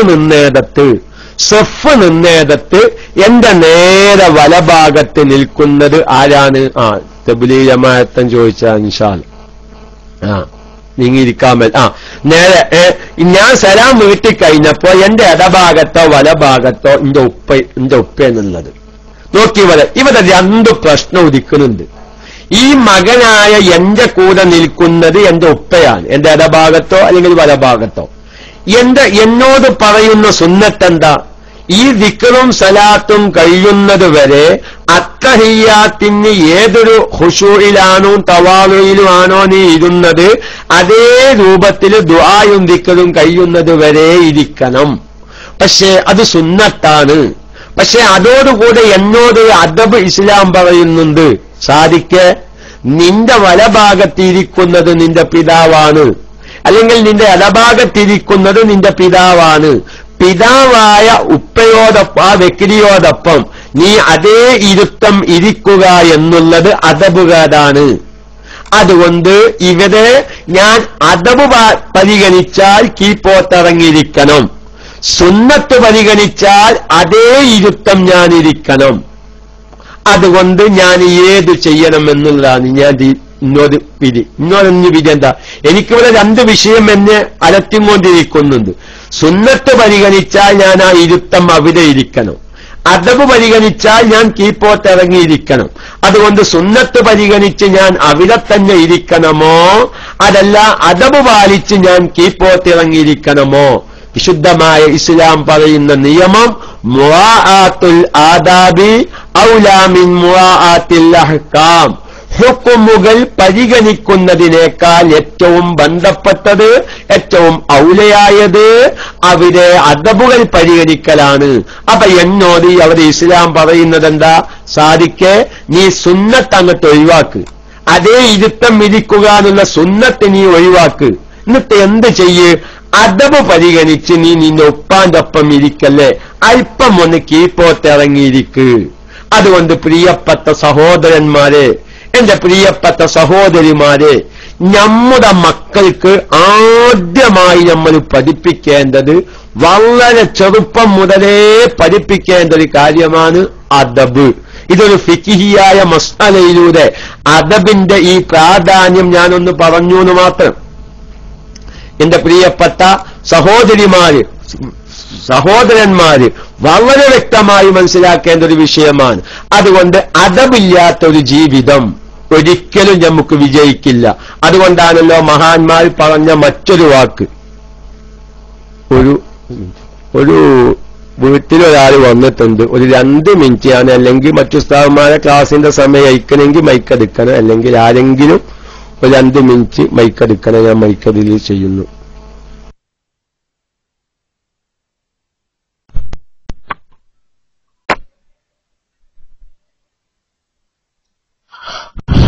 അസ്സലാമു വറഹ്മത്തുള്ളാഹി വബറകാതുഹു. അസ്സലാമു അലൈക്കും വറഹ്മത്തുള്ളാഹി. ഞാൻ 2 മിനിറ്റ് കിട്ടാൻ വേണ്ടി ഇങ്ങനെ കാത്തിരിക്കുകയായിരുന്നു, കിട്ടണില്ല. ഏതായിരുന്നാലും അപ്പൊ 2 മിനിറ്റ് കിട്ടിയതാന്ന് തോന്നുന്നു. അല്ലാഹു സുബ്ഹാനഹു വ തആല ബഹുമാനപ്പെട്ട ഉസ്താദുകൾക്ക് ദീർഘായുസ്സും ആഫിയത്തും നൽകുമാറാവട്ടെ. അതിങ്ങനെ ഒരു ബഹറാണ്, എത്ര പറഞ്ഞാലും തീരൂല. അല്ലാഹു സുബ്ഹാനഹു വ തആല അത് തീരാതെ കുറെ നമുക്കിങ്ങനെ കോരിയെടുക്കാനുള്ള തൗഫീഖ് അല്ലാഹു സുബ്ഹാനഹു വ തആല നമുക്ക് നൽകുമാറാവട്ടെ എന്ന് പ്രത്യേകം ദുആ ചെയ്യുന്നു. പ്രിയമുള്ള സഹോദരന്മാരെ, ബഹുമാനപ്പെട്ട താജുൽ ഉലമാ സയ്യിദ് അബ്ദുറഹ്മാൻ അൽ ബുഖാരി ഉള്ള തങ്ങളുപ്പാപ്പയുടെ നേതൃത്വത്തിൽ അവിടുത്തെ വീടിന്റെ മുമ്പിൽ നടക്കുന്ന, പള്ളിയിൽ നടക്കുന്ന സ്വലാത്ത് മജ്ലിസും ഹിക്മ തങ്ങൾ പാപ്പയുടെ ഹിക്മ ദർസും ഇൻഷാ അല്ലാഹ് നാളെ വൈകുന്നേരം 7 മണിക്ക് കരുവന്തുരുത്തിയിലുള്ള തങ്ങൾ പാപ്പയുടെ വീടിന്റെ അടുത്ത് നടക്കും. അല്ലാഹു സുബ്ഹാനഹു വ തആല താജുൽ ഉലമക്ക് ദീർഘായുസ്സും ആഫിയത്തും നൽകുമാറാവട്ടെ. തങ്ങളുണ്ടാവും, തങ്ങൾ തന്നെയാണ് നേതൃത്വം. തങ്ങളിപ്പോ വീട്ടില് നല്ല റാഹത്തോടു കൂടെ തന്നെ ഉണ്ട്, അൽഹംദുലില്ലാഹ്. കൂടുതൽ യാത്ര ചെയ്യാനും മറ്റൊന്നും കഴിയൂല, പക്ഷെ എന്നാലും തങ്ങളുണ്ടാവും ഇൻഷാ അല്ലാഹ്. അല്ലാഹു സുബ്ഹാനഹു വ തആല ബഹുമാനപ്പെട്ട തങ്ങളോടുകൾക്ക് ദീർഘായുസ്സും ആഫിയത്തും നൽകുകയും ധാരാളം കൊല്ലം നമുക്ക് ബഹുമാനപ്പെട്ട സയ്യിദവറുകളുടെ തണൽ അല്ലാഹു സുബ്ഹാനഹു വ തആല നൽകുമാറാവട്ടെ എന്ന് പ്രത്യേകമായി ദുആ ചെയ്യുകയാണ്. മഹത്തായ ആഷിഖുർ റസൂൽ കുണ്ടൂർ ഉസ്താദിന്റെ ഉറൂസ് മുബാറക്ക്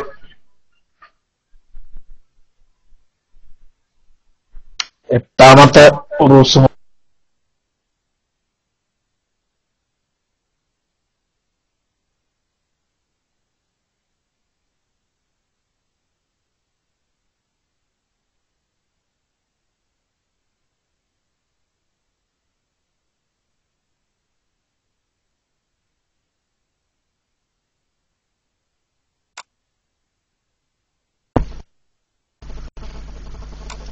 എന്റെ അസീർ ഉസ്താദ് ഈസിയായ ഇൻഷാ അല്ലാഹ് ഒരു 5 മിനിറ്റും കൂടി പറഞ്ഞ് നമുക്ക് മൈക്ക വിടാം. അല്ലെങ്കിൽ അസീർ ഉസ്താദോ അബൂ സിനാൻ ഉസ്താദോ ക്ലാസ് റൂമിലുണ്ട്, ആരെങ്കിലും മൈക്കയിലേക്ക് വരും. ഹാഫി അസീർ ഉസ്താദ് ഈസിയായിരുന്നു ഏതോ ഇരിക്കട്ടെ. ഡീസിക്ക് മരുന്നില്ലല്ലോ. അപ്പൊ ഞാൻ പറയുന്നത് ഇത്രയും വലിയൊരു വിഷയമാണ് അദബ് പാലിക്കുക എന്നുള്ളത്. അതുകൊണ്ട് എല്ലാവരും നമ്മുടെ മക്കൾക്ക് അദബ്. അപ്പൊ ഞാൻ പറയുന്നത് ഭാര്യന്മാരോട്, ഉസ്താദന്മാരോട്, എല്ലാവരോടും അദബ് പാലിക്കുക. അതോടൊപ്പം എന്താവുക, ഞാൻ അവരുടെ പേര് ഉപയോഗിക്കാതിരിക്കുക. ആ ഭാഗം അപ്പൊ ഞാൻ ഇതിന്റെ ഇടയിലൊരു പോയിന്റ് മഹാന്മാര് പറഞ്ഞത് അദബ് അതാണ്. അദബ് ബദ്ഇൽ ദഅബായാൽ അബദാണ് എന്നാണ്. അത് വല്ലാത്തൊരു പോയിന്റാണ്. അദബ് ബദ് ദഅബ് അബദ്. അദബിനാണ് അച്ചടക്കം, ബദ്നാണ് തുടക്കം, ദഅബിനാണ് കാലാകാലം ശാശ്വതം പതിവായിട്ട്, അബദനാണ് ശാശ്വതം. ഈ 4 വാക്കിലുള്ള അക്ഷരങ്ങൾ ഹംസ ബാ ദാല്. അപ്പൊ അദബ് മര്യാദ, ബദ്ഇൽ തുടക്കത്തിൽ, ദഅബായാൽ പതിവായാൽ, അബദാണ് ശാശ്വത വിജയമാണ്. അതുകൊണ്ട് അദബ് വല്ലാത്തൊരു വിഷയമാണ്. അതുകൊണ്ട് തന്നെ മഹാനായ നബി സല്ലല്ലാഹു അലൈഹി വസല്ലമ തങ്ങളുടെ അപ്പൊ ഞാൻ ഒന്നുകൂടി ഒരു പോയിന്റ് കൂടി പറയട്ടെ. അദബ് എന്താണ്? അല്ല, പേര് വിളിക്കൽ അദബുകാരാണ്. അത് ഒരു ബഹുമാനത്തിന് കുറവാണ്, അല്ലേ? നിങ്ങൾ നോക്കി, ഞാനിപ്പോ ഉദാഹരണം പറയാം. ഇപ്പൊ നമ്മൾ ഇഷ്ടപ്പെടുന്ന ഒരു ഉസ്താദിനെ ഒരു ഏതെങ്കിലും അങ്ങനെ പറയാൻ പറ്റുന്നത് എനിക്കൊരു ഭയം തോന്നുന്നുണ്ട്. ഞങ്ങൾക്കൊരു ഒരു മനസ്സിലാവാൻ വേണ്ടി പറയാം. സുലൈമാൻ മൊയ്ലിയാരെ എന്ന് വിളിക്കുന്നതും ഉസ്താദെ എന്ന് വിളിക്കുന്നതും ഒരുപാട് വ്യത്യാസമുണ്ട് ബഹുമാനത്തിലും അദബിലും. ഞാനത് പറഞ്ഞില്ല, സുലൈമാൻ ഉസ്താദിനൊക്കെ ഒരു അദബ് നോക്കാന്. ഞങ്ങൾ ഒതുക്കുന്ന കോളേജ് പഠിക്കുന്ന സമയത്ത് മഹാനായ ഷെയ്ഖുന ഓക്കെ ഉസ്താദ് സബുക്ക് നടത്തുന്ന റൂമുണ്ട്. ഷെയ്ഖുന ഓക്കെ ഉസ്താദിന്റെ സബുക്ക് കഴിഞ്ഞാൽ ആ റൂം പിന്നെ ഓടാമ്പലുതല. ഒരാളും പിന്നെ ആ റൂമിലേക്ക് കയറില്ല. അദബ് പാലിച്ച് അദബ് പാലിച്ചിട്ട് ആ ഉസ്താദിന്റെ റൂമിലേക്ക് ആരും കടക്കില്ല. ഒരിക്കൽ ശക്തിയായ ചൂടാണ്, നല്ല ചൂടാണ്. ചൂടെന്നും പറഞ്ഞാൽ പോലെ തല ഉരുകിന ചൂട് രാത്രി സമയത്ത്. അപ്പൊ എല്ലാ റൂമിലും ഫാനില്ല. ഓക്കെ ഉസ്താദ് ഷെയ്ഖുന ദർസ് നടത്തുന്ന റൂമിൽ ഫാനുണ്ട്. ഒരു വിദ്യാർത്ഥി, ഞാൻ ആ വിദ്യാർത്ഥിയുടെ പേരൊന്നും പറയുന്നില്ല, ഒരു വിദ്യാർത്ഥി മുത്തവ്വലിൽ പഠിക്കുന്ന ഒരു വിദ്യാർത്ഥി ചൂട് സഹിക്കാതായപ്പോ ഒന്ന് രാത്രി 12 മണിക്ക് ആ ഫാൻ ഇട്ടുങ്ങാണ്ട് ഷെയ്ഖുനാന്റെ സബുക്ക് നടത്തുന്ന റൂമിലുള്ള ഫാൻ ഇട്ട് 5 മിനിറ്റ് കടന്നതായിരിക്കാം, 5 മിനിറ്റ് കടന്നതായിരിക്കാം. പക്ഷേ ആ വിദ്യാർത്ഥി അറിയാതെ ഉറങ്ങിപ്പോയി. ആ റൂമ് കടന്നിട്ട്, ഷെയ്ഖുനാന്റെ റൂമ് കടന്നിട്ട് അറിയാതെ ഉറങ്ങിപ്പോയി. മഹാനായ സുലൈമാൻ ഉസ്താദ് സുബഹിക്ക് വേണ്ടിയിട്ട് സുബഹിക്കിന്റെ മുന്നേ എഴുന്നേറ്റിട്ട് ഇങ്ങനെ നടക്കുകയാണ്. ഇനി ആരെങ്കിലൊക്കെ എഴുന്നേൽക്കാത്തോലുണ്ടോന്ന് നോക്കിയിട്ട് വല്യുസ്താദ് സുലൈമാ ഉസ്താദിനെ പറ്റി ഞങ്ങൾ വല്യുസ്താദ് എന്നാണ് പറച്ചിലുള്ളത്. വല്യുസ്താദ് എന്നാണ് പറച്ചിലുള്ളത്. പക്ഷേ ഞാനിപ്പോ നിങ്ങൾക്ക് തിരിയാൻ വേണ്ടി സുലൈമാ ഉസ്താദ് എന്ന് പറയാൻ. അങ്ങനെ നടന്നപ്പോ ഷെയ്ഖുനാന്റെ റൂമിൽ ആരോ കിടന്നുറങ്ങുന്നത് കണ്ട്. അപ്പൊ ആരാണെന്ന് ഉസ്താദിന് മനസ്സിലായില്ല. ഉസ്താദ് വാതിൽ പുറത്തേക്കാണ്ട് ഓടാമ്പലത്ത് എന്നിട്ട് വേറൊരു കുട്ടിനെ പറഞ്ഞയച്ച് ആരാണ് ഷെയ്ഖുനാന്റെ റൂമിൽ കിടന്നുറങ്ങുന്നത്. അപ്പോ ഉസ്താദ് പറഞ്ഞയച്ചതിലേക്ക് ഇന്ന ആളാണ് എന്ന് പറഞ്ഞു. സുബ്ഹാനല്ലാഹ്, മഹാനായ സുലൈമാ ഉസ്താദ് ആ ഒരു വിദ്യാർത്ഥിയെ വിളിച്ചിട്ട് പറഞ്ഞ ചില കാര്യങ്ങൾ, അതായത് ഓക്കെ ഉസ്താദിന്റെ റൂമിൽ ആ സെബുക്കിന്റെ സമയത്ത് മാത്രമേ ആ റൂമിലേക്ക് കടക്കാറുള്ളൂ. അത്രയും ആദരവായിരുന്നു. ഓക്കെ ഉസ്താദ് 1 കിലോമീറ്റർ അങ്ങേപ്പുറത്തെത്തിയാൽ എന്ത് ചെയ്യും? സുലൈമാ ഉസ്താദ് ഇബ്ബടെ എഴുന്നേറ്റ് നിൽക്കും. പക്ഷേ നമുക്കൊന്നും അദബ് വരുന്നില്ല. മഹാനായ കോത്തുമല ഉസ്താദ് നമ്മൾ കേട്ടിട്ടില്ലേ? കോത്തുമല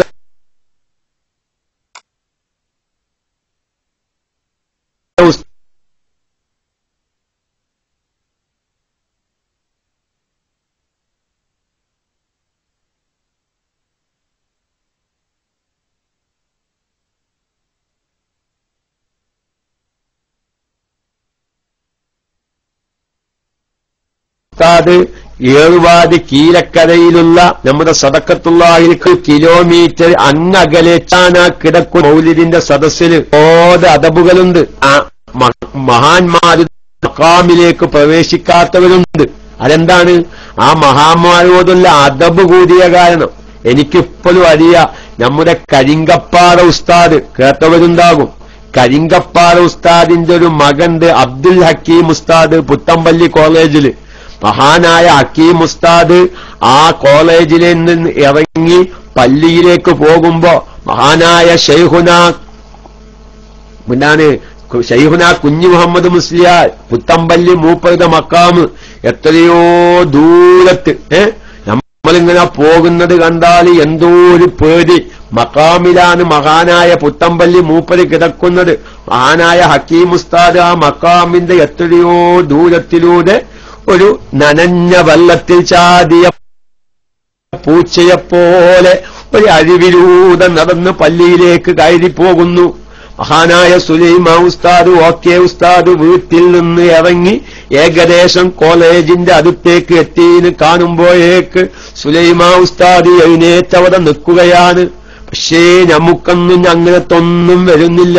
ഉസ്താദന്മാരിങ്ങനെ എത്തിക്കെത്തി നീച്ച് നിന്നില്ലെങ്കിൽ പഞ്ഞ എന്താ ഉസ്താദിന് തോന്നുക എന്ന് വിചാരിച്ചിട്ട് മാത്രമാണെന്ന് പലവരും എഴുന്നേറ്റ് നിൽക്കുന്നത്. ഞാൻ പറയുന്നത് ഈ അദബ് നമ്മുടെ ജീവിതത്തിൽ നിന്ന് ഇല്ലാതെയായി. അത് തന്നെ നമ്മുടെ ആത്മീയതയും കുറഞ്ഞു. നമുക്ക് നല്ലതിനോടുള്ള താല്പര്യങ്ങളും നല്ലതിനോടുള്ള ആഗ്രഹങ്ങളൊക്കെയും നമുക്കും കുറയുന്നു, നമ്മുടെ മക്കൾക്കും കുറയുന്നു. അതുകൊണ്ട് ഞാൻ പറഞ്ഞൊരു വിഷയം റസൂലുള്ളാഹിനോടുള്ള ആദരവിന്റെയും അദബിന്റെയും ഭാഗമായി റസൂലുള്ളാഹിന്റെ പേര് വിളിക്കൽ നിന്ന് അല്ലാഹു തആല ഒഴിവായി. അവരെ കൂടുതൽ യാ അയ്യുഹൻ നബിയു യാ അയ്യുഹർ റസൂല് പോലത്തെ വാക്കുകൾ ഉപയോഗിച്ചിട്ടാണ് റസൂലുള്ളാഹിനോട് അഭിമുഖം നടത്തിയത്. പക്ഷേ ഇത് വെച്ച് കേരളത്തിലെ ചില ക്രിസ്തീയ പാതിരിന്മാർ, ചില അച്ഛന്മാർ, ചില ക്രിസ്തീയ ഈ മിഷനറി പ്രവർത്തകർ സാധാരണ മുസ്ലിമീങ്ങളെ ഇളക്കി വിടുന്നൊരു വിഷയമാണ്. നിങ്ങളുടെ വിശുദ്ധമായ ഖുർആനൊന്ന് പരിശോധിച്ചു നോക്കൂ. അവിടെ ഈസാ നബിയുടെ പേരാണ് കൂടുതൽ പറഞ്ഞിട്ടുള്ളത്, നിങ്ങളുടെ പ്രവാചകന്റെ പേരല്ല എന്ന് പറഞ്ഞു വസുവാസാക്കാറുണ്ട്.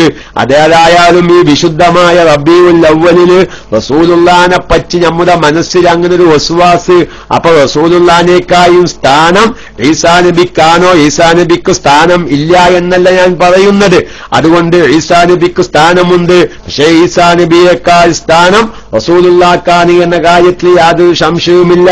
അത് വളരെ വ്യക്തമായി ഞാൻ മനസ്സിലാക്കേണ്ടതുണ്ട്. അപ്പൊ ഏതായിരുന്നാലും ഞാൻ പറഞ്ഞു കൊണ്ടുവന്നത് മറ്റൊരു വിഷയം, ആസിയ ബീവിയെ ഒരു ദൈവനിഷേധിയായ ഫിർഔന് കല്യാണം കഴിച്ചില്ലേ, ആ ആസിയ ബീവിയാണോ ഇനി റസൂലുള്ളാഹിന്റെ ഭാര്യ എന്റെ പ്രിയപ്പെട്ട സാധാരണക്കാരവരെ മനസ്സിലാക്കണം. അവരൊരുപാട് ഫിഖിഹിയായ മസ്അലകളിലേക്ക് കടന്നു വരാനുണ്ട്.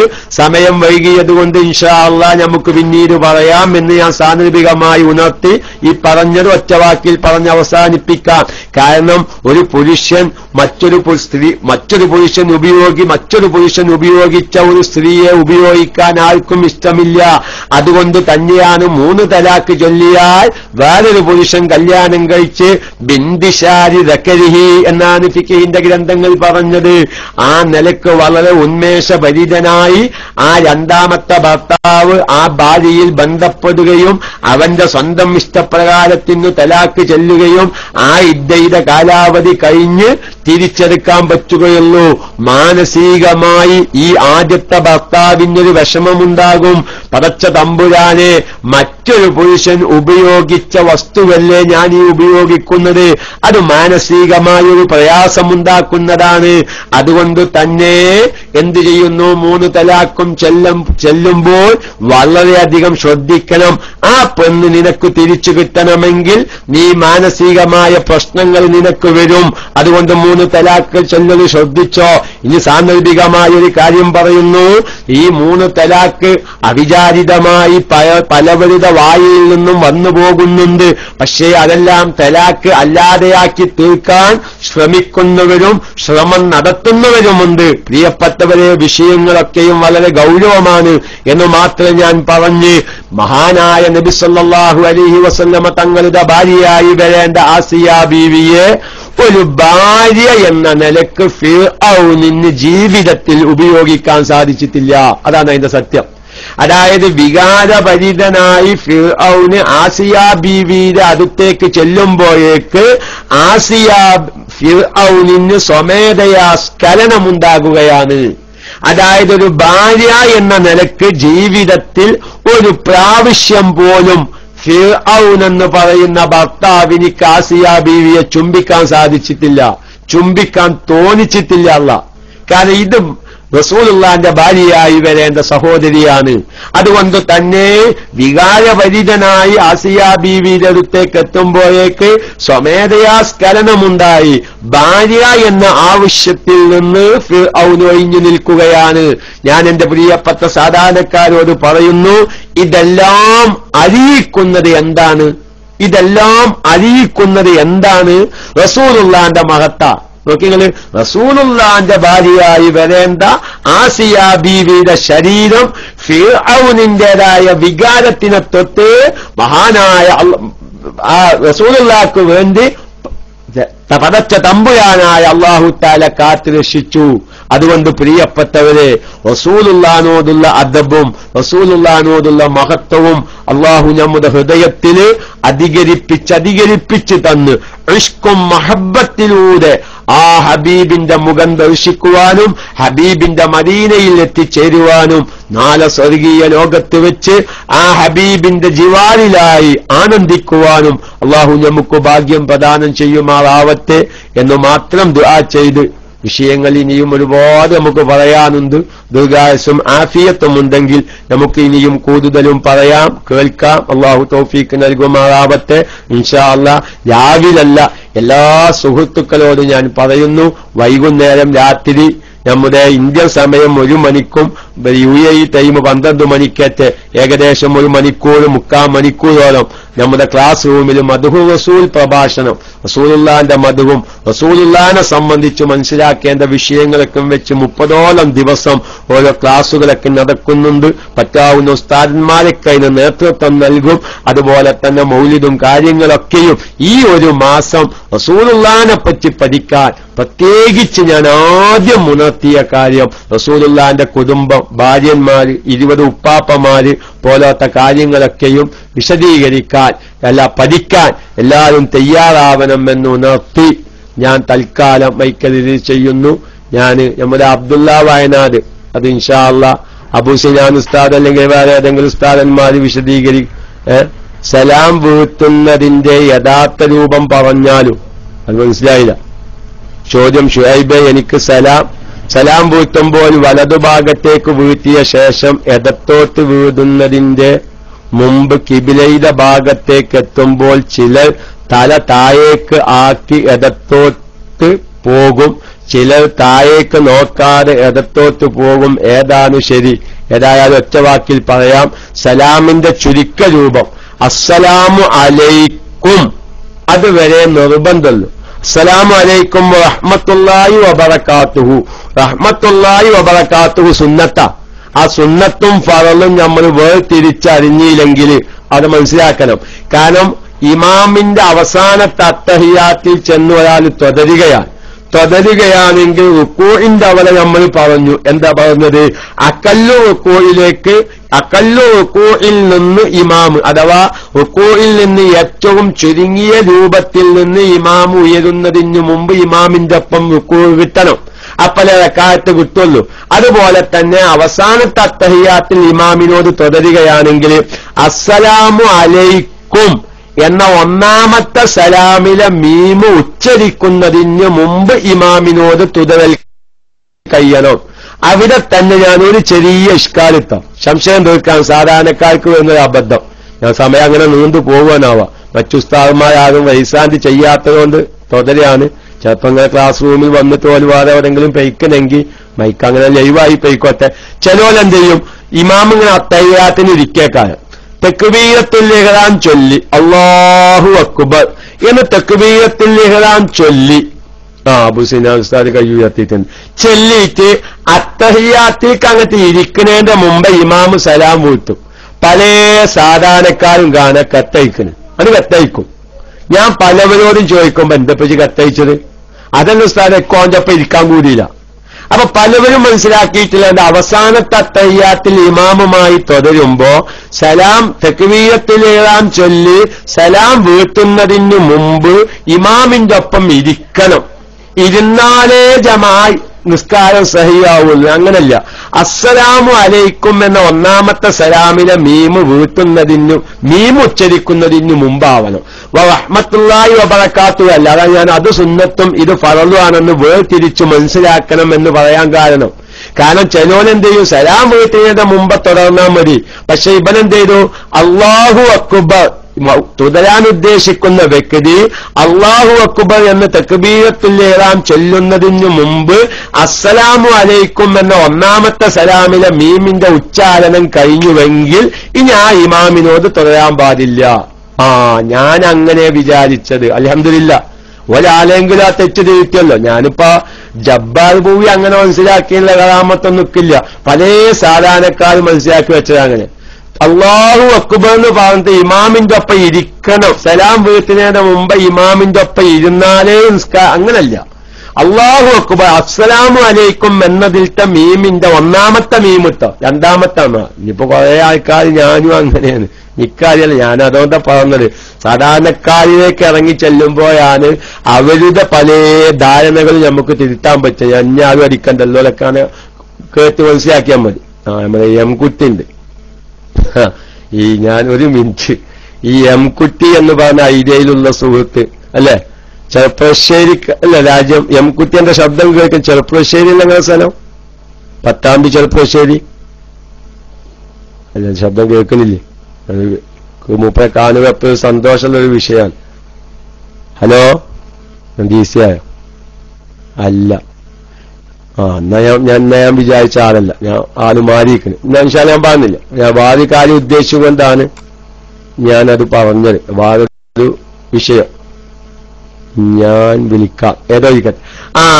സമയം പോകുന്നുണ്ട്. അപ്പൊ പലരും അങ്ങനെ വിചാരിച്ചിട്ടുണ്ട്. എന്ത്, ഈ സലാം വീട്ടിയിട്ട് അവർ ഇരിക്കണം മുമ്പ് ഇരിക്കണമെന്നില്ല. അപ്പൊ ഒന്നാമത്തെ സലാമിലെ മീം ഉച്ചരിക്കുന്നതിന്റെ മുമ്പ്. അപ്പൊ ഞാൻ പറഞ്ഞത് സലാം വീട്ടുന്നത് എങ്ങനെ? ഒന്നാമത്തെ സലാമിലെ മീം ഉച്ചരിക്കലാണ് നിർബന്ധം. അപ്പൊ ഒരാൾ എന്ത് ചെയ്തു? അസ്സലാമു അലൈക്കും എന്ന് പറഞ്ഞ് അവിടെ നിർത്തി. പിന്നെ തിരിച്ചലും ഒക്കെ സുന്നത്തുള്ളൂ.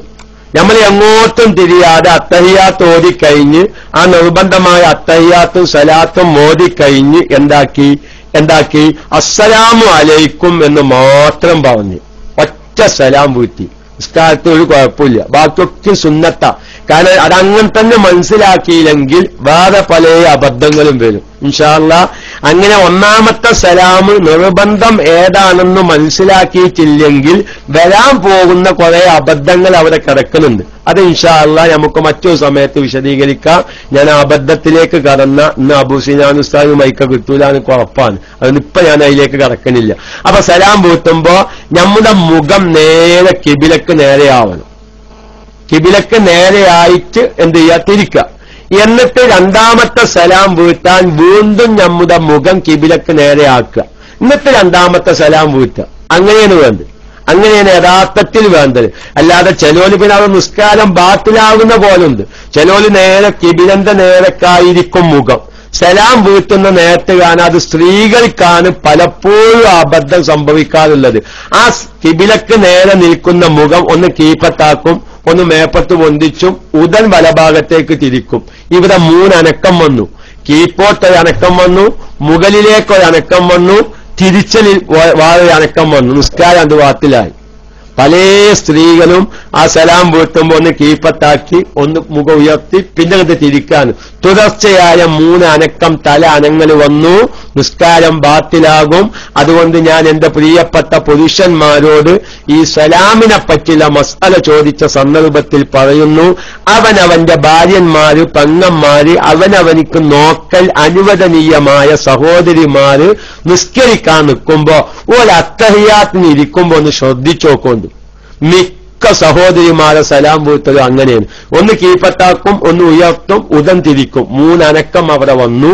അത് നിസ്കാരത്തെ ബാത്തിലാക്കുമെന്ന് സാങ്കല്പികമായി ഉണർത്തുകയാണ്. കാരണം അസ്സലാമു അലൈക്കും എന്നതിൽത്തെ അതായത് നമ്മൾ അബദ്ധങ്ങൾ പറഞ്ഞത് ഒരുപാട് അബദ്ധങ്ങൾ വരുന്നുണ്ട്. ഈ മീമിന്റെ ഉച്ചാരണത്തിന്റെ മുന്നേ ഒന്നാമത്തെ സലാമിലെ അസ്സലാമു അലൈക്കും എന്നതിൽത്തെ ഒന്നാമത്തെ സലാമിലെ മീമിന്റെ ഉച്ചാരണത്തിന് മുമ്പ് 3 അനക്കം തുടർച്ചയായി വന്നതുകൊണ്ട് നിസ്കാരം ബാത്തിലാവുകയാണ്. അത് വളരെയധികം ശ്രദ്ധിക്കേണ്ട ഒരു വിഷയമാണ്. എന്റെ പ്രിയപ്പെട്ട സഹോദരന്മാര്, ശബ്ദം ശ്രവിക്കുന്ന സഹോദരിമാര്, അങ്ങനെ ഒരു സ്വഭാവമുണ്ടെങ്കിൽ തിരുത്തരം. നമ്മുടെ ഭാര്യന്മാർക്ക് ഹൈലും നിഫാസൊക്കെയും പഠിപ്പിച്ചു കൊടുക്കുമ്പോൾ തന്നെ അവരുടെ നിസ്കാരങ്ങൾ ഏതെന്നുകൊണ്ട് ബാത്തിലാവുന്നു എന്ന് പലപ്പോഴും നമ്മൾ ശ്രദ്ധിക്കാറില്ല എന്ന് മാത്രം പറഞ്ഞ് ഇൻഷാ അല്ലാഹ് ഇതിന്റെ ബാക്കി വിശദീകരണം സമയത്തിനനുസരിച്ച് നമുക്ക് നാളത്തെ ക്ലാസ്സിൽ പറയാം. അതല്ലെങ്കിൽ രാത്രി സമയത്തൊക്കെ ലൈവ് കഴിഞ്ഞിട്ട് നമുക്ക് ഇനി നേരം പൊയ്ക്കോൽ ഉറക്കളക്കാം. കാരണം ഹബീബിന്റെ മാസല്ലേ. പിന്നെ ഇപ്പൊ നേരം പൊയ്ക്കോൽ ഉറക്കളക്കാനാണ് ഉറക്കളക്കാൻ പറ്റുമല്ലോ. ഞങ്ങൾക്കൊക്കെ നേരം വെളുത്താൽ കുറച്ചേരം കാണുന്ന ഉറങ്ങാം. ക്ലാസ് കണ്ടില്ലെങ്കിൽ അത് ഈസി ആയിട്ട് ഉറങ്ങാൻ മതി. എന്നുവെച്ചാൽ എല്ലാവർക്കും അത് സാധിച്ചോന്നില്ല. ഞാൻ ഇനി അതിന്റെ ഒരു വിശദീകരണത്തിലേക്ക്, വേറെ ഒരാളുടെ സ്ഥലത്ത് സമ്മതം ഇല്ലാതെ നിസ്കരിച്ചാൽ നിസ്കാരം സ്വീകാര്യമോ? ഒറ്റ വാക്കിൽ പറയാം. ഒരാളുടെ സമ്മതമില്ലാതെ നിസ്കരിച്ചാൽ, ഒരാളുടെ തുണി സമ്മതമില്ലാതെ ആ തുണി എടുത്ത് നിസ്കരിക്കൽ ഹറാമാണ്. അല്ലെങ്കിൽ മറ്റൊരാളുടെ കവർച്ച ചെയ്യപ്പെട്ട ഭൂമിയിൽ, അല്ലെങ്കിൽ അവനെ ബലം പ്രയോഗിച്ച് മറ്റൊരാളുടെ ഭൂമിയിൽ നിസ്കരിക്കൽ ഹറാമാണ്. നിസ്കാരം സഹിയാകും. എന്തുകൊണ്ട് നീ നിസ്കരിച്ചില്ല എന്ന ചോദ്യം അള്ളാന്റെ ഭാഗത്ത് നിന്ന് വരൂല. പക്ഷേ ആ നിസ്കരിച്ചതിന്റെ പ്രതിഫലം കിട്ടൂല.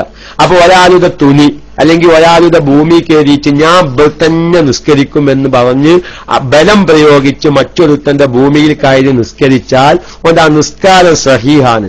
ആഖിറത്തിൽ എന്റെ നിസ്കരിക്കാഞ്ഞെന്ന് അള്ളാഹ് ചോദിക്കൂല. പക്ഷെ ആ വഖത്ത് നിസ്കരിച്ച പ്രതിഫലം അല്ലാഹു തആല അവർക്ക് കൊടുക്കൂല. ഖിബ്ലയുടെ ഭാഗത്ത് ഇല്ല. വലത് ഭാഗത്ത് നിന്ന് വരുമ്പോൾ കിബിലയുടെ ഭാഗത്തെത്തിയാൽ താഴേക്ക് നോക്കണോ? ഇല്ല, താഴേക്ക് നോക്കണം എന്നല്ല. ഞാൻ അതിന്റെ ഇൻഷാ അല്ലാഹ് വഖഫ് സ്വത്ത് തർക്കം നിൽക്കുന്ന സ്ഥലത്ത് പള്ളിയിൽ നിസ്കരിച്ചാലോ? അത് ഇൻഷാ അല്ലാഹ് അത് വഖഫുമായി ബന്ധപ്പെട്ട അബൂ സിനാൻ ഉസ്താദ് കുറെ നേരമായി റൈസാൻഡ് ചെയ്തിട്ട് ഏതായിരുന്നാലും ബാക്കി ചോദ്യങ്ങളും ഉത്തരങ്ങളും അടുത്ത ക്ലാസ്സിൽ. പക്ഷെ ഞാൻ ഒന്നിന് ഉത്തരം പറഞ്ഞ് ഇങ്ങനെ പോകുമ്പോ അത് മറ്റുസ്താവുമാർക്കും അതൊരു വിഷമല്ല. ആ ഉസ്താവുമാരെ ക്ലാസ് കേട്ട് പലതും മനസ്സിലാക്കാൻ കാത്തിരിക്കുന്ന ഒരുപാട് ശ്രോതാക്കൾ ഉണ്ടാവും. എല്ലാം പരിഗണിക്കൽ അത്യാവശ്യമല്ലേ. എല്ലാവരോടും തൽക്കാലം മാപ്പ് ചോദിച്ച് ഞാൻ അബൂ സിനാൻ ഉസ്താദിനെ മൈക്കയിലേക്ക് ക്ഷണിച്ച് മൈക്ക റിലീസ് ചെയ്യുന്നു. അസ്സലാമു അലൈക്കും.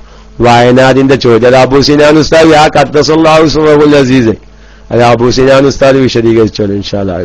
വലിയൊരു വിഷയമല്ലേ. എന്താണ് ഈ അബ്ദുള്ള വയനാട് ഇത്ര കാര്യമായിട്ട് ആ ചോദ്യം കൊണ്ട് നടക്കുന്നത് എന്നൊക്കെ മനസ്സിലായിട്ടില്ല കേട്ടോ. അങ്ങനെ ഖദ്ദസല്ലാഹു സുബ്ഹാനഹു അസീസ് എന്നതിന്റെ പൊരുൾ അങ്ങനൊരു ചോദ്യം കുറെ കാലമായി PM വരാൻ തുടങ്ങിയിട്ട് ഞാൻ തന്നെ എന്തോണ്ടപ്പം മൂപ്പയ്ക്ക് ഇന്നൊന്ന് വിളിച്ചാലുള്ളതിൽ ഞാനും നടക്കുന്നു.